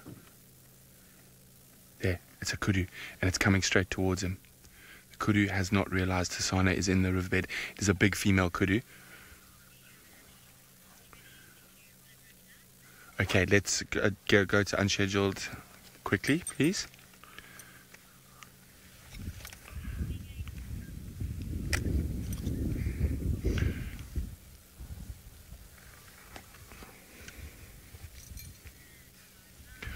Welcome everyone, we are live from the Great Kruger National Park in South Africa with a male leopard hunting a female kudu. This is very big prey for a leopard, but this leopard has been known to catch that size prey before. There she goes, she might just be too quick for him. Now, oh dear, Mr. Hosanna, she just jogged through there, but there's more kudu coming. If he gets himself into a better position, there's a slightly smaller female still coming through. He's seen her. Look at him going. Now, remember, this is 100% live. There goes the young kudu. We can't see if he's going to try. He's behind the bush. We don't want to move to disturb. Is there one more kudu to come, or is it all over? Saskia says, super stalker indeed. Saskia, I think he's missed his opportunity. That was near perfect. Let me just go forward slowly here a little bit. I don't think there are any more kudu to be coming. just the mom and a sub-adult, we'll be able to see from his movements. Yeah, there's no more kudu. Isabel saying, are those kudu very hard to hunt? They can be, Isabel, because they're so big for a leopard. But he's missed his opportunity there. If he had been 5 meters further forward, he would have been able to grab those kudu, but he just couldn't get into position in time. And there he is now. You can see he's just carrying on in his normal walk now. He's not longer slinking and stalking along the ground. Shame, Hosanna. This is Hosanna. He is the little chief, and he's one of our favorite leopards. I was so excited I forgot to introduce myself and the leopard. So that's Hosanna. I'm Brent. And it looks like he's coming to say hello to us. Hey, my boy. I've been following this leopard since he was a few hours old. We managed to find the den where he was born in... he's just 2.5 years old now. Hey, you can see how comfortable he is around our filming vehicles. And you can see we've spent so much time with these leopards. Isn't that absolutely incredible? Unbelievable. He is less than 30 centimeters from the back of our vehicle. Let's see if he's coming past. Bobby says he wasn't close enough. He wasn't close enough, Bobby. Leopards generally need to be within under 5 meters to be successful. They move incredibly quickly and over a very short distance. They can do about 24 meters per second over that very short distance. Now, he's definitely going to carry on hunting. That was unbelievable. Very exciting. Now, let's hope our little Prince Hosanna has a little bit more luck as he keeps moving through the dry African bushveld. And from myself, Brent Deersmith, Hosanna, the little chief, and Senzo on camera, we'll see you hopefully very soon.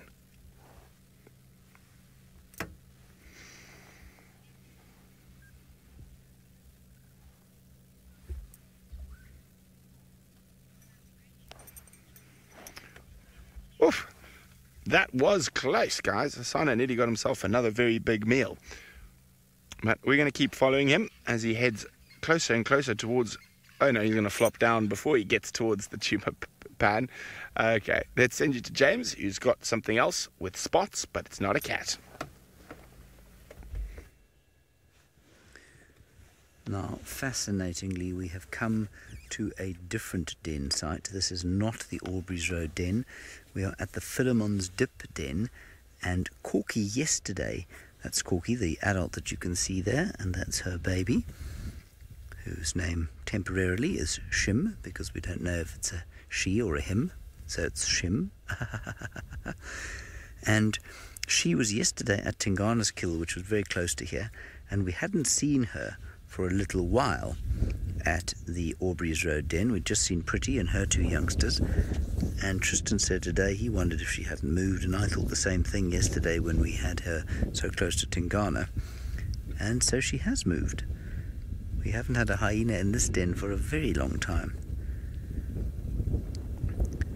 The effort to have moved her down here, though, I mean, is quite something. The distance, I can actually work the distance out for you if you'd like.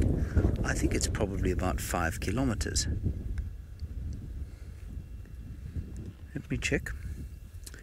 I have a very clever app on my telephone that can do this for me. Yes, yes, yes, yes, good. It's found me. Now I'll just draw a line, shall I? No, wait, stop. Sorry, I'm not very good at this app yet. Wait 1 second, everybody, I'll get it for you now. Right, here we go.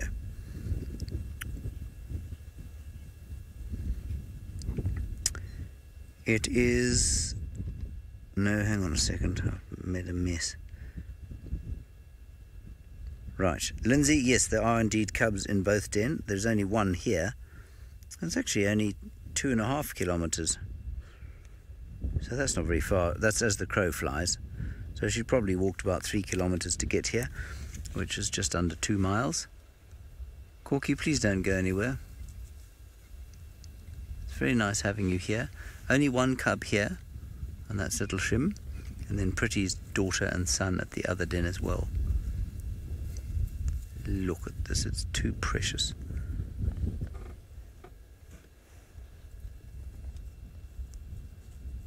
Look at the little one coming to investigate now. Here we go. It's almost as if Mum has said, sorry about my head, it's almost as if Mum has said, come on, go and have a look. It's nothing to worry about. Little one said, no, it smells bad. It doesn't smell nice. I smell much nicer.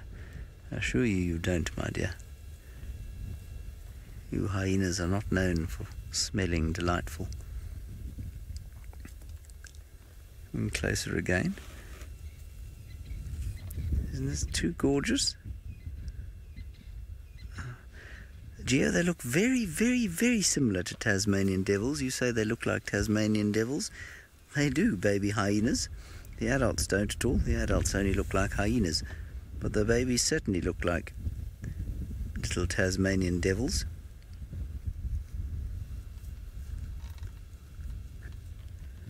What a magical little sighting.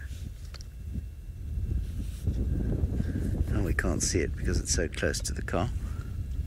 I'm obviously not going to start the engine with her this close, or him this close, Shim this close.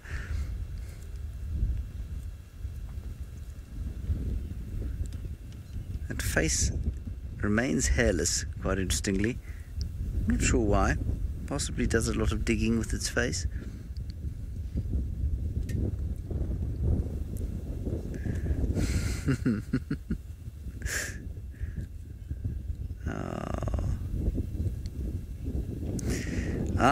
Now we've got a question from Japan about how or what the survival rate of these cubs is.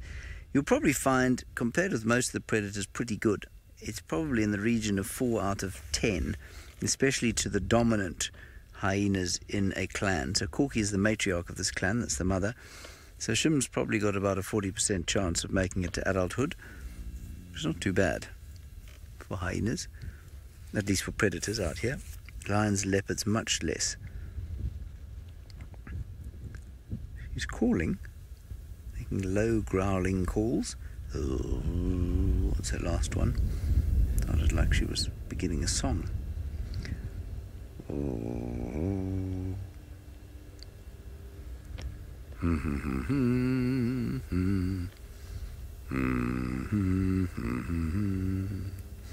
It was a perfect fifth, everybody.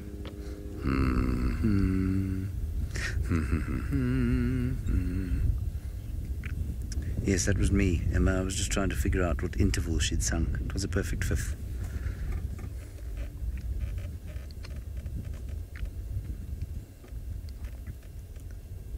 That's too sweet. As Emma says, she's a musical genius. Yes, Corky might not grace many walls in homes of sort of beautifully painted animals, but you certainly are a singer.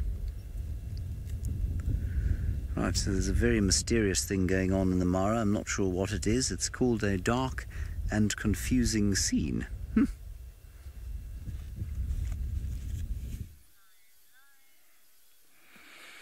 Well, once again, another sighting. Not one of the best things you'll want to see, so I'd advise you, all the viewers, it might be gory. We just came across a very bizarre kind of sighting. These are two male giraffes. If you zoom in closer and let's have a look. They're both diseased, and I've never seen something like this in my entire 20 years of guiding. They're both dead. You can tell that gangrene has kicked in. They're very swollen. And if you zoom in to the left, you can see the head of the one to the left.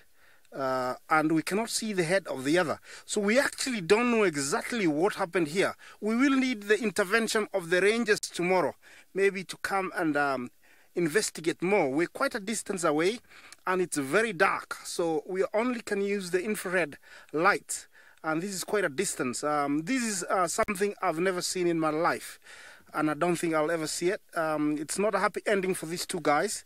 For sure they were fighting. I can tell they're males because I can identify,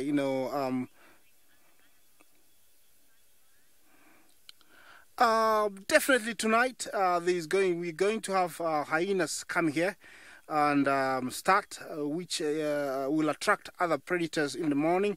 We could see the vultures earlier, and that's how we picked up that there was something. And eventually, maybe the lions will come and chase away the hyenas and take over.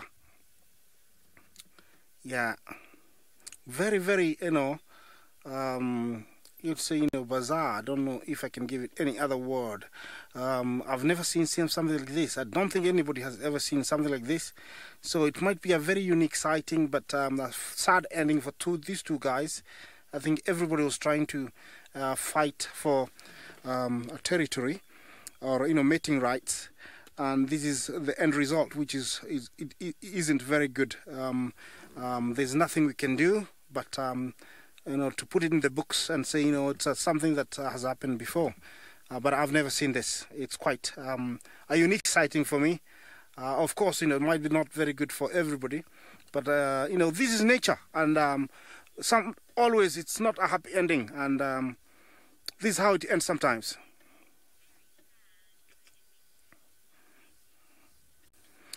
Well, Stacy, I cannot express it any further. It is very sad to see two, fully grown giraffes that, have fought to their death.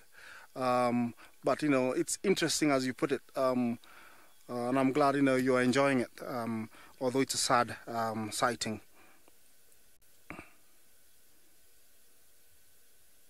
You can tell these are, they've been dead maybe the last one day, and nobody has noticed them.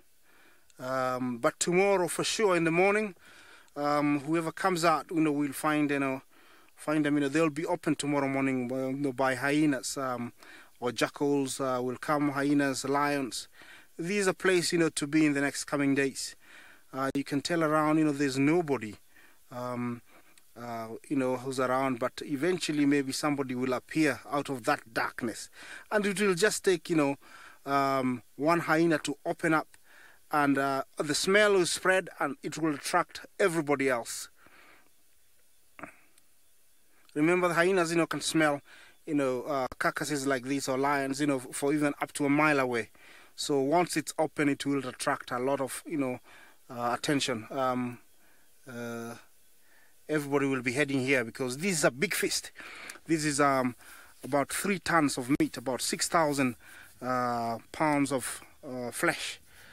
So, these won't, although, they're diseased, these won't rot away. Others will benefit. And this is how some animals actually get, to prolong their life, because maybe they haven't eaten and they were using their last bit of energy. And this, nature has provided a meal for them. Yeah, sad, but what to do? It's nature at its best, and we cannot interfere.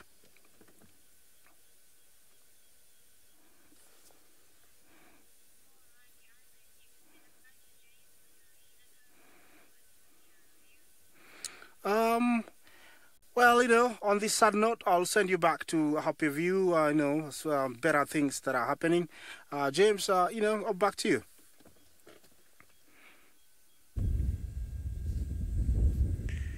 Well, Corky's just left here. And I think this is probably going to be the last we see of this little thing. We don't want to start the engine until Shim is very safely inside the hole, because Corky is gone. Not sure where she's gone. She may have just gone foraging. This little thing's being very brave. I can hear Corky actually calling. She's going, oh.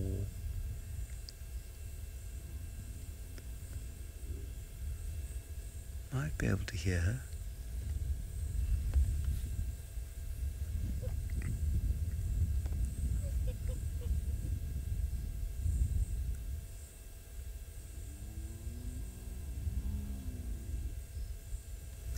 I'm not going to speak.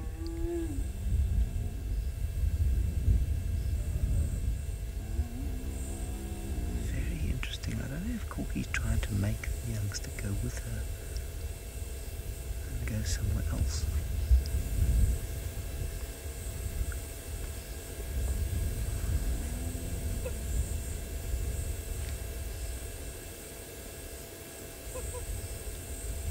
That's a little one that you can hear. Sounds like a little bird. Pop, pop.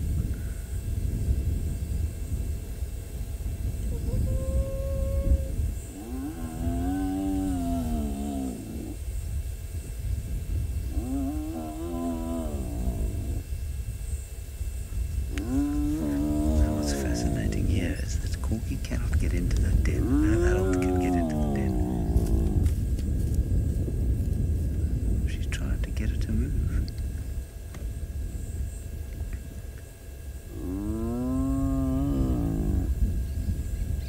They will sometimes, I believe, go to temporary dens, so they'll come, you know, for a short period to one like this and then move a day later. And I was wondering to myself whether or not she carried this youngster from the other den to here, or if she walked her down. I mean, it'd be very far for the little one to walk, I'd have thought. Little one's still watching Mum, but Mum's back is now turned.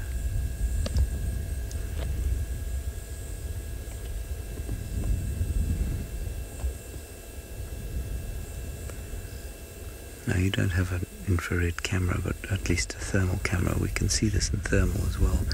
There's a huge amount of heat coming out of the termite mounds. Now, let's see what happens.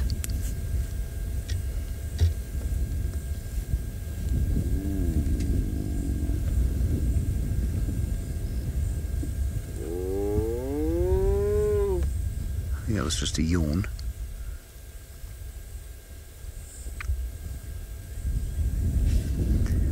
Now try to have a bit of a suckle.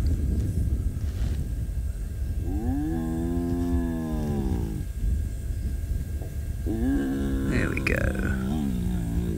I wonder if she's not maybe calling another hyena in the area.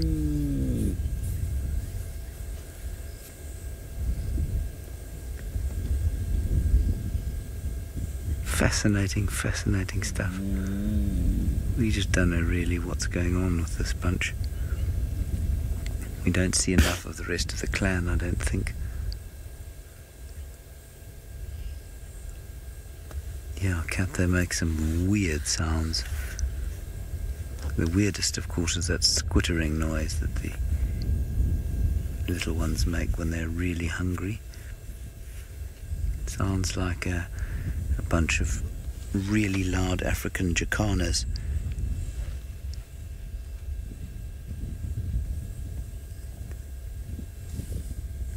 Well, I'm glad things have settled down here. I thought for a moment she might be moving dens again, and I hope she won't, because it's quite nice to have them here where we are.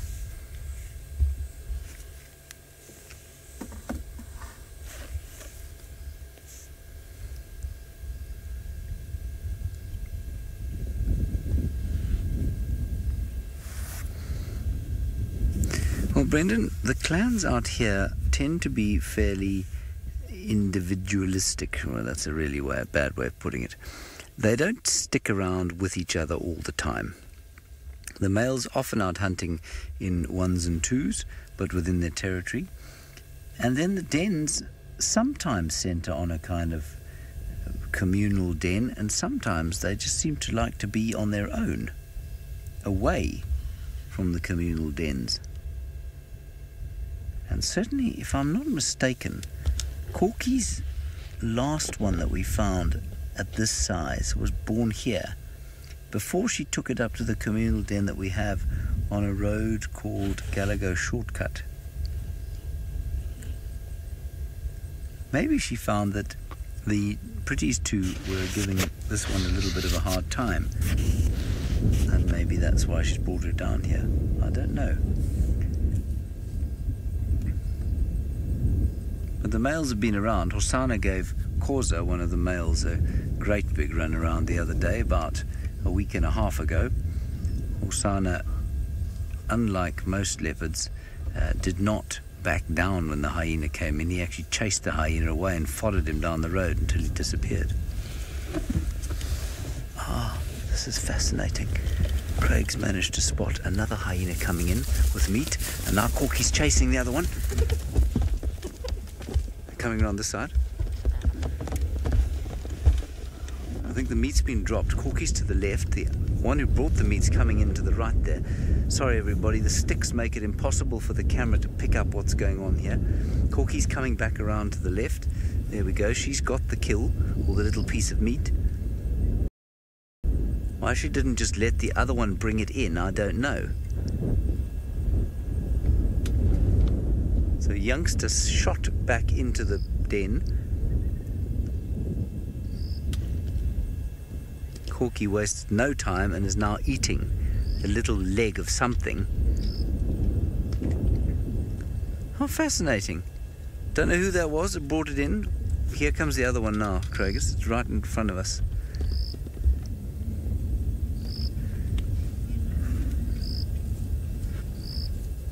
So why you would bring meat to the den where the matriarch is sitting, knowing that she will steal it from you, it's anyone's guess. Again, I'm sorry about the sticks that we're showing you. The light shines off whatever it can see, and then that's what the camera exposes for. And I don't want to start the engine at the moment and disturb what's going on here. It looks like it's definitely a male. I think. Be fascinated to know if anybody knows which male it is.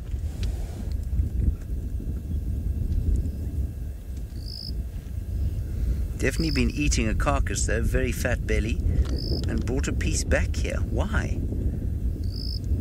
Unless it was to, in some way, ingratiate itself to the matriarch.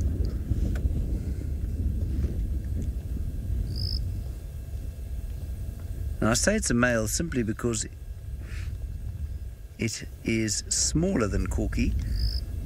And now if we get a look at its penis or pseudo-penis, we'll be able to tell. It looks fairly pinched at the end, so I think it's a male.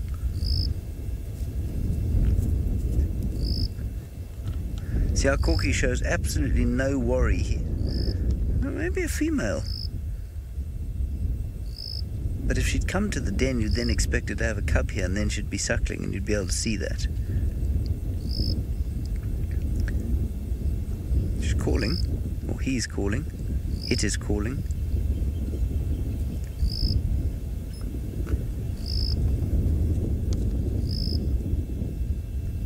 Very, very interesting. And in the background, I can just hear Corky crunching away on the leg bone of whatever it was.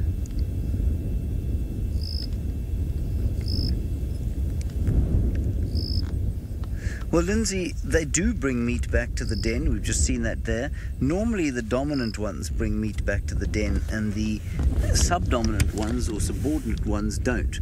They will eat in the field, convert that in their bodies into milk, and then bring that back, because the dominant ones, as you've seen there, will steal food. And so subordinate hyenas don't usually bring food back to the den. Dominant ones often do. And we've seen Corky bring an enormous buffalo foot back for her youngsters, and I think probably Pretty also had some of that, or Pretty's youngsters also had some of that. So I don't know where the other one's gone now. I think just round the side. I'm going to chance a little move here. We'll just sneak a little bit forward. We're obviously not using any artificial light. Alright, I think that Detective Inspector Isaac has possibly come up with a theory now as to what has happened to those two giraffes.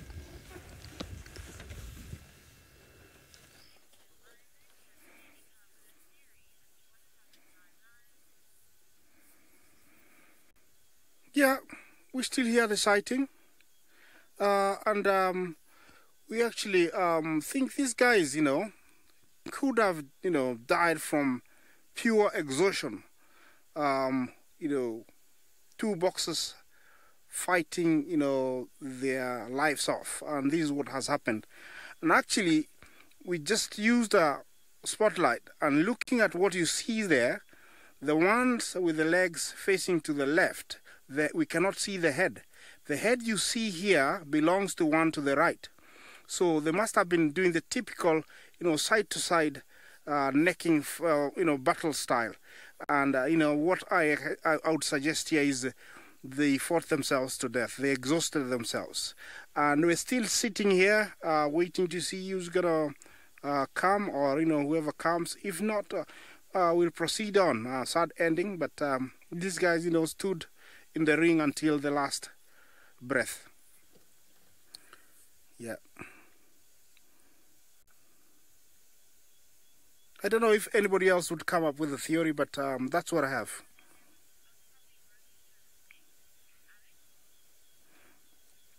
Alex, well, if they had broken both necks, it's rare that both of them break their necks.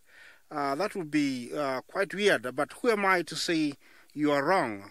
Anything is possible over here, because I wasn't here. We just came across the sighting. I would say anything is possible, but from some news we tried to find from a few guys who've been here, they say they were quite okay when they left them, and that's why I'm suggesting maybe they exhausted themselves.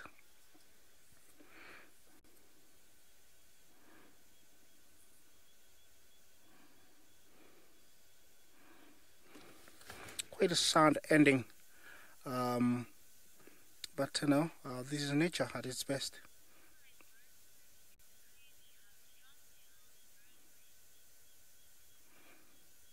Rosemary, yes, giraffes are very strong.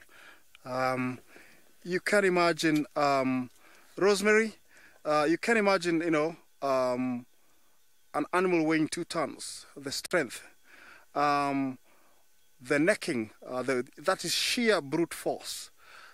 If one was to miss, of which I've seen before, it can break one of the vertebrae in the neck, and the end result is for the vet to come and euthanize it.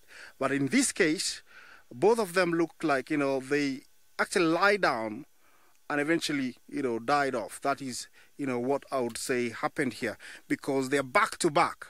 If it was a neck, I would assume not both of them would break a neck at the same time.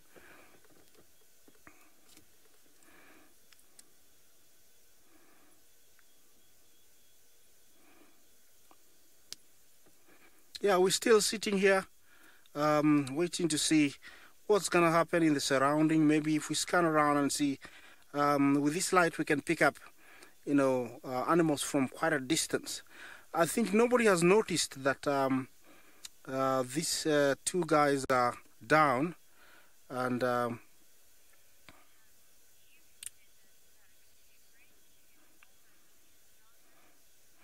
well, nobody has noticed what is happening here. So we're going to sit here for a few more minutes and see what's going to happen in this bizarre sighting. And we'll send you back to Brent. Over to you, Brent. Hello. Well, Asana managed to give us a slip while we were putting our IR lights on. Why did he give us the slip, Sense? No, unfortunately, it happens from time to time. We dropped a little nut off the vehicle, and it's very small and it was quite dark.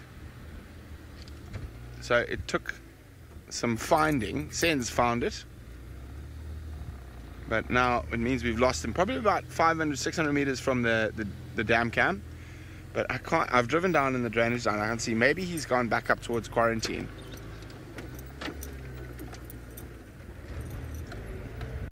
Let's go have a look on the back end of quarantine. He might have cut through there, so I can't see any sign of him.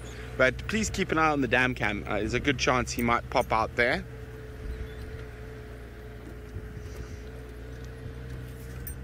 And he's given us a proper run around today. So let's hopefully catch up with Hosanna shortly. But James is still at the hyena den.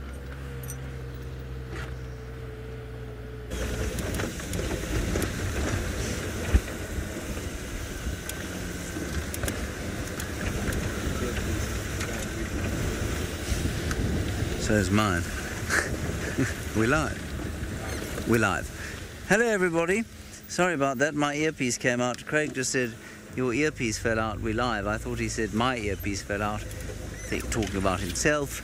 And in fact, that wasn't the case. We are live. So we followed now Corky and her now new best friend down towards where Tingana's kill was. And perhaps that is where the leg that was delivered came from.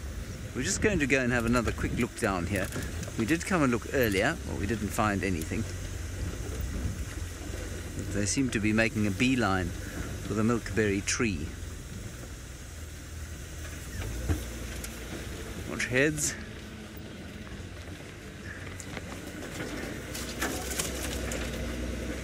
Always a slight terror when we go live unexpectedly, everybody, because you never know if you've said a bad word or not.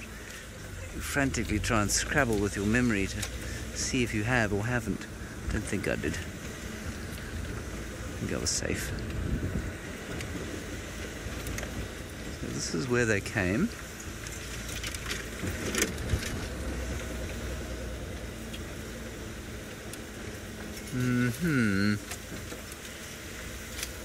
Take the spotlight off. So the kill that the leopard had is just over here. June, no, it's easy to get lost if you're not familiar with an area. They're the hyenas, they're straight in front of us. But it's very difficult to get lost if you've been driving around here for as long as we have. You know, it's not a particularly big piece of ground. We drive around it for 6 hours a day sometimes, months at a time. It's very difficult to get lost. So this is where they were. This is where the kill was. It was in this tree. Yeah, there's the hyena on the ground. Let me just get out of the way of the camera. Yes, there's more there on the ground. Huh. There we go.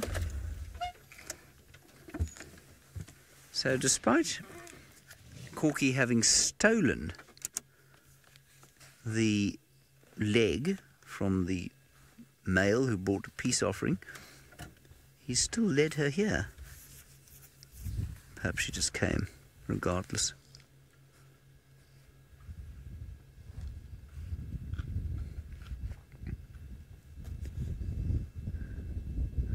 Is that Corky, or is that the other one? It's Corky, I think. Yes. Scuffed ear. Now observe the power of the hyena's jaws, tearing apart the bones that Tingana could not.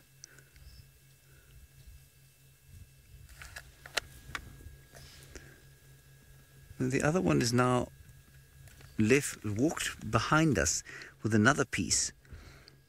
Whether she's going to eat it, or he's going to eat it, or take it back to the den, I don't know.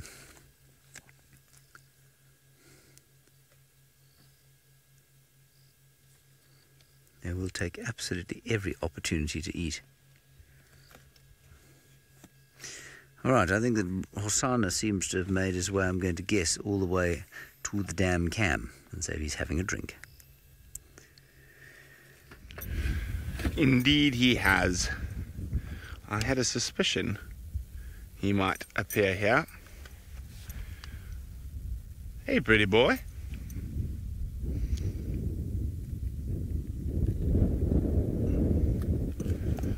Thirsty after a very hot day. It must still be quite warm.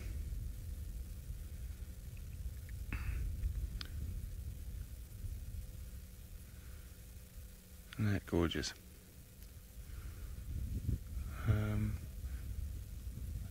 Emma, if possible, can we have a look at the flare? And you can see how, oopsie, what have I done? I pushed the wrong button. I accidentally turned it off. What have I done? I can't see it anymore. What did I do, Sense? I just accidentally turned off my monitor. There we go, it should be back in a second. No. What is going on here? Maybe the monitor just... There we go. There we go. Okay, it's up on my side. So I can see what you're seeing. Look at that. Look how hot he is. It has been a very hot day. And water will definitely help cool him down. And you can see he is exceedingly warm. You can see how hot the ground and sand and stuff still around is. pretty though. Quite eerie.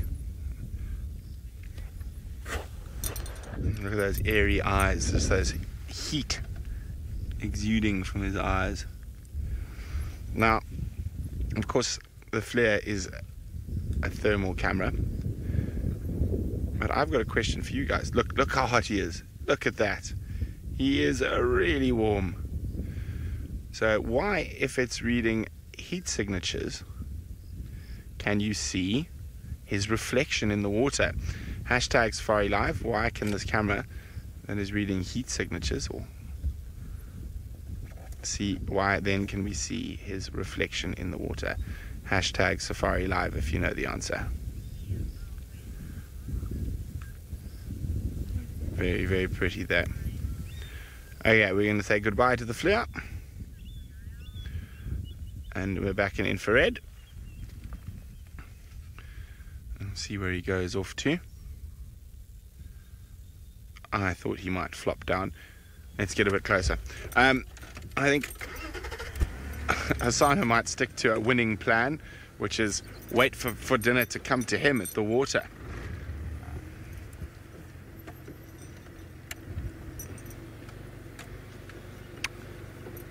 Hey, Mr. H.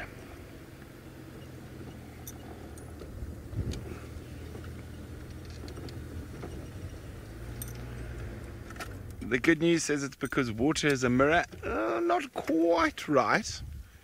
No, it's not because water is a mirror, unfortunately. A good guess.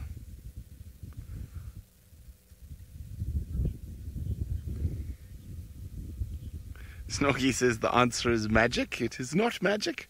It's actually a relatively simple solution.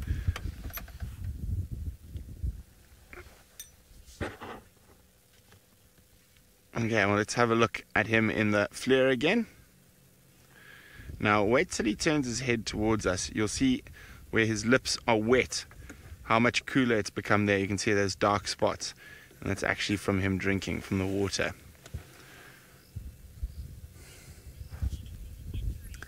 Surely it must be nearly over now. Limsey, your spot. EM is part of the infrared spectrum, so the camera's not actually picking up the heat. It's picking up the light waves that the heat gives off. That's why you can see the reflection, because it is a light wave. Well done. That is spot on. It is a very cool and fun piece of equipment to use. Enables us to see a whole different world at night.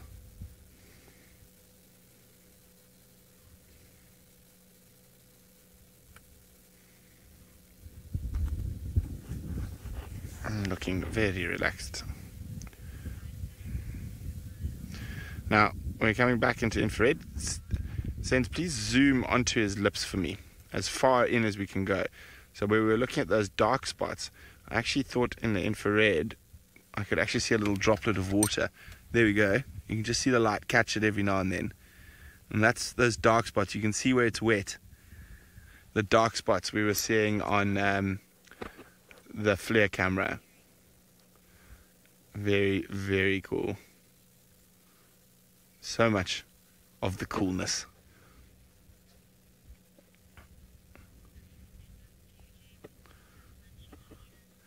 Okay, well, I'm going to see what Hasana gets up to for the next little while. In the meantime, let's go see how James's hyenas are.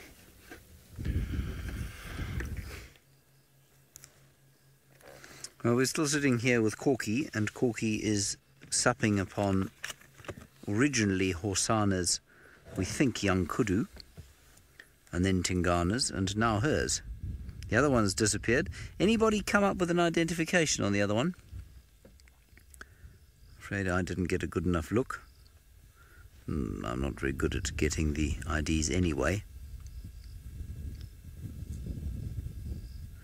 Perhaps our hyena experts are taking a break. How dare they? She's eating the sinew off there.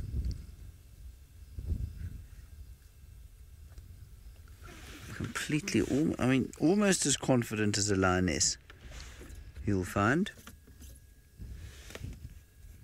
Very confident in her own clan, knows only a lion is going to cause her any trouble whatsoever. And I'm sure is well aware that there are no lions around here at the moment. But that said, she's going to eat absolutely everything she can squeeze in.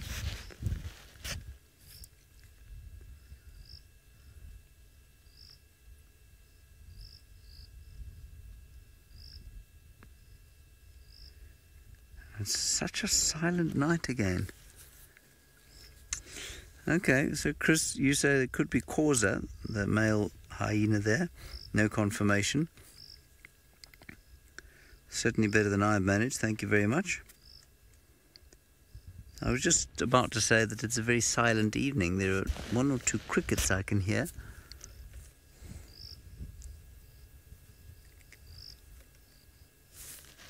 There are no owls. But for the wind and the crunching of bones, it's really very quiet. I haven't checked the weather for tomorrow, and I'm not sure it's going to get wetter tomorrow. Thank you, Chris. You say you have confirmed. You've obviously taken a screenshot, compared it with your known shots, and it was Causa the male leopard. He who's had a trouble, male hyena. Thank you, Craig. He who has had trouble with the male leopard is what I was trying to say with Hosanna. Doesn't like Causa very much. So, perhaps trying to ingratiate himself to the matriarch of the clan? Possibly the father of that youngster? Possibly. They're not known, of course, for being particularly fatherly, these hyenas, but they do continue to confound what we think about them almost on a daily basis.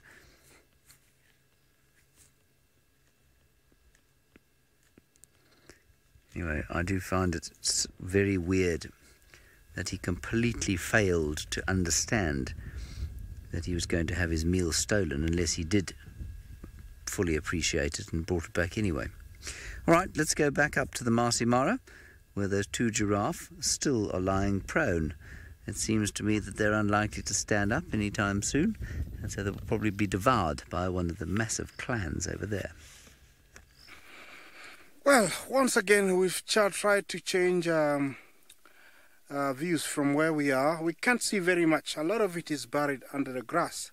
But it's sure, it was a sad ending to this, these two big male giraffes. From me, I would say it's a sad moment, but it's been nice hosting you on this. Well, it's been nice hosting you on this maiden drive for SafariLive.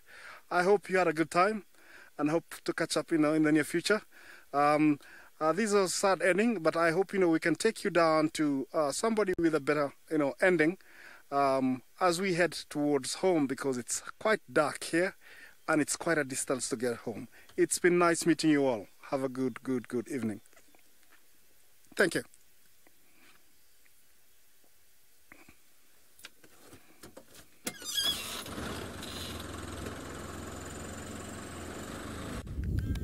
Okay, well, we've got another visitor. You can just see him coming to the light there now.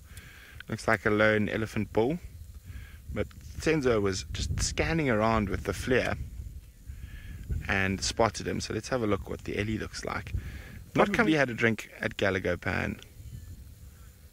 And you can see how hot the trees are after a really hot day like today. And there's the Ellie. I'm surprised it didn't come to the water after a really hot day like today.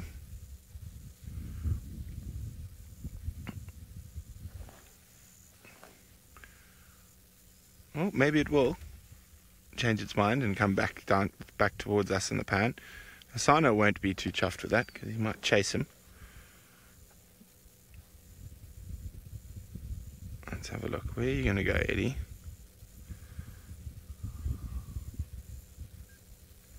There you go, there it comes.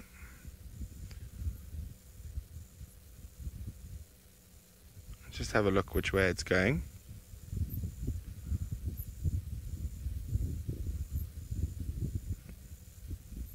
whether it's going to come towards us or not. Hillary, there we go. There's the Ellie coming out into the open now.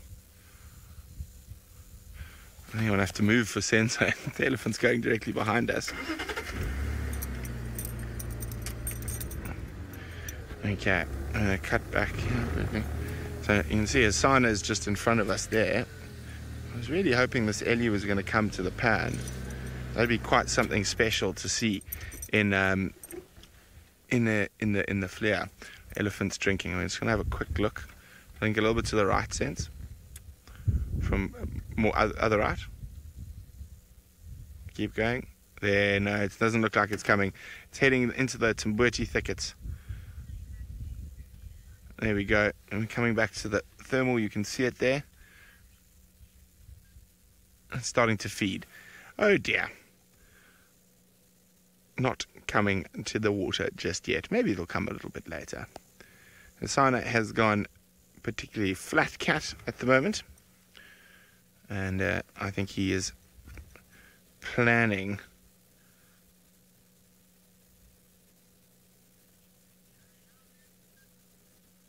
there we go. We're going to come back into infrared. So I think he's planning to sit here and hopefully get a diker or something. Hopefully no more wildcats. No more wildcats, Hasana. To see what else comes through this evening. There he is. He's gone very flat.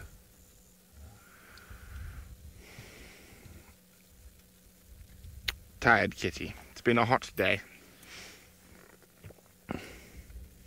And he hasn't managed to catch anything. Yet.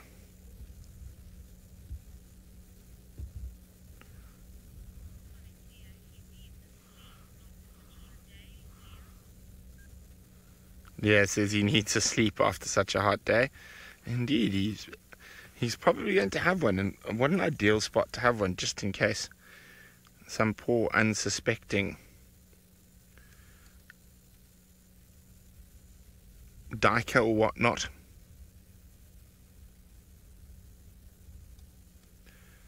but we're going to wait here till the end of show just in case something happens. But in the meantime, let's go see what's happening with the hyena politics. I'm driving home. That's what's happening with me. The food is finished. There at the hyenas. My stomach is rumbling. I'm getting thirsty. So I think we're just going to drive slowly along quarantine, see what's happening over here, and then pull into camp and call it a day. Another long day, another fruitful day comes to an end. Just some impalas on quarantine. Not much else going on. Hassan is not far from quarantine. It is a bit blustery, so maybe he will eat one of these impalas during the night.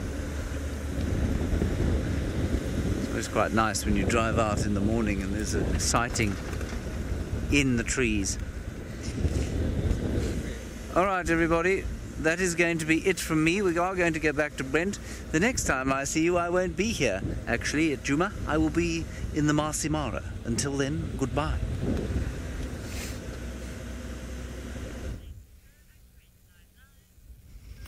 Yes, Jamesy is going to go spend some time in Kenya. Don't worry, James. I'll look after Hasana while you're gone. Isn't he a lovely boy? What a wonderful evening it has been. Hyenas and leopards and an elephant at the end. But hopefully Hasana has some luck. Or hopefully we can find him first thing tomorrow morning. For the last little bit of drive, I'm sure you would much rather look at the little prince slumbering. And of course, he's being very nice to you all, because you're going to be able to keep watching him on the dam cam after I head home for dinner. So keep an eye on the little chief for us, and hopefully we'll find him bright and early tomorrow morning, so we can keep up with his wonderful antics. But from all of us here at SafariLive, toodaloo, good night, goodbye.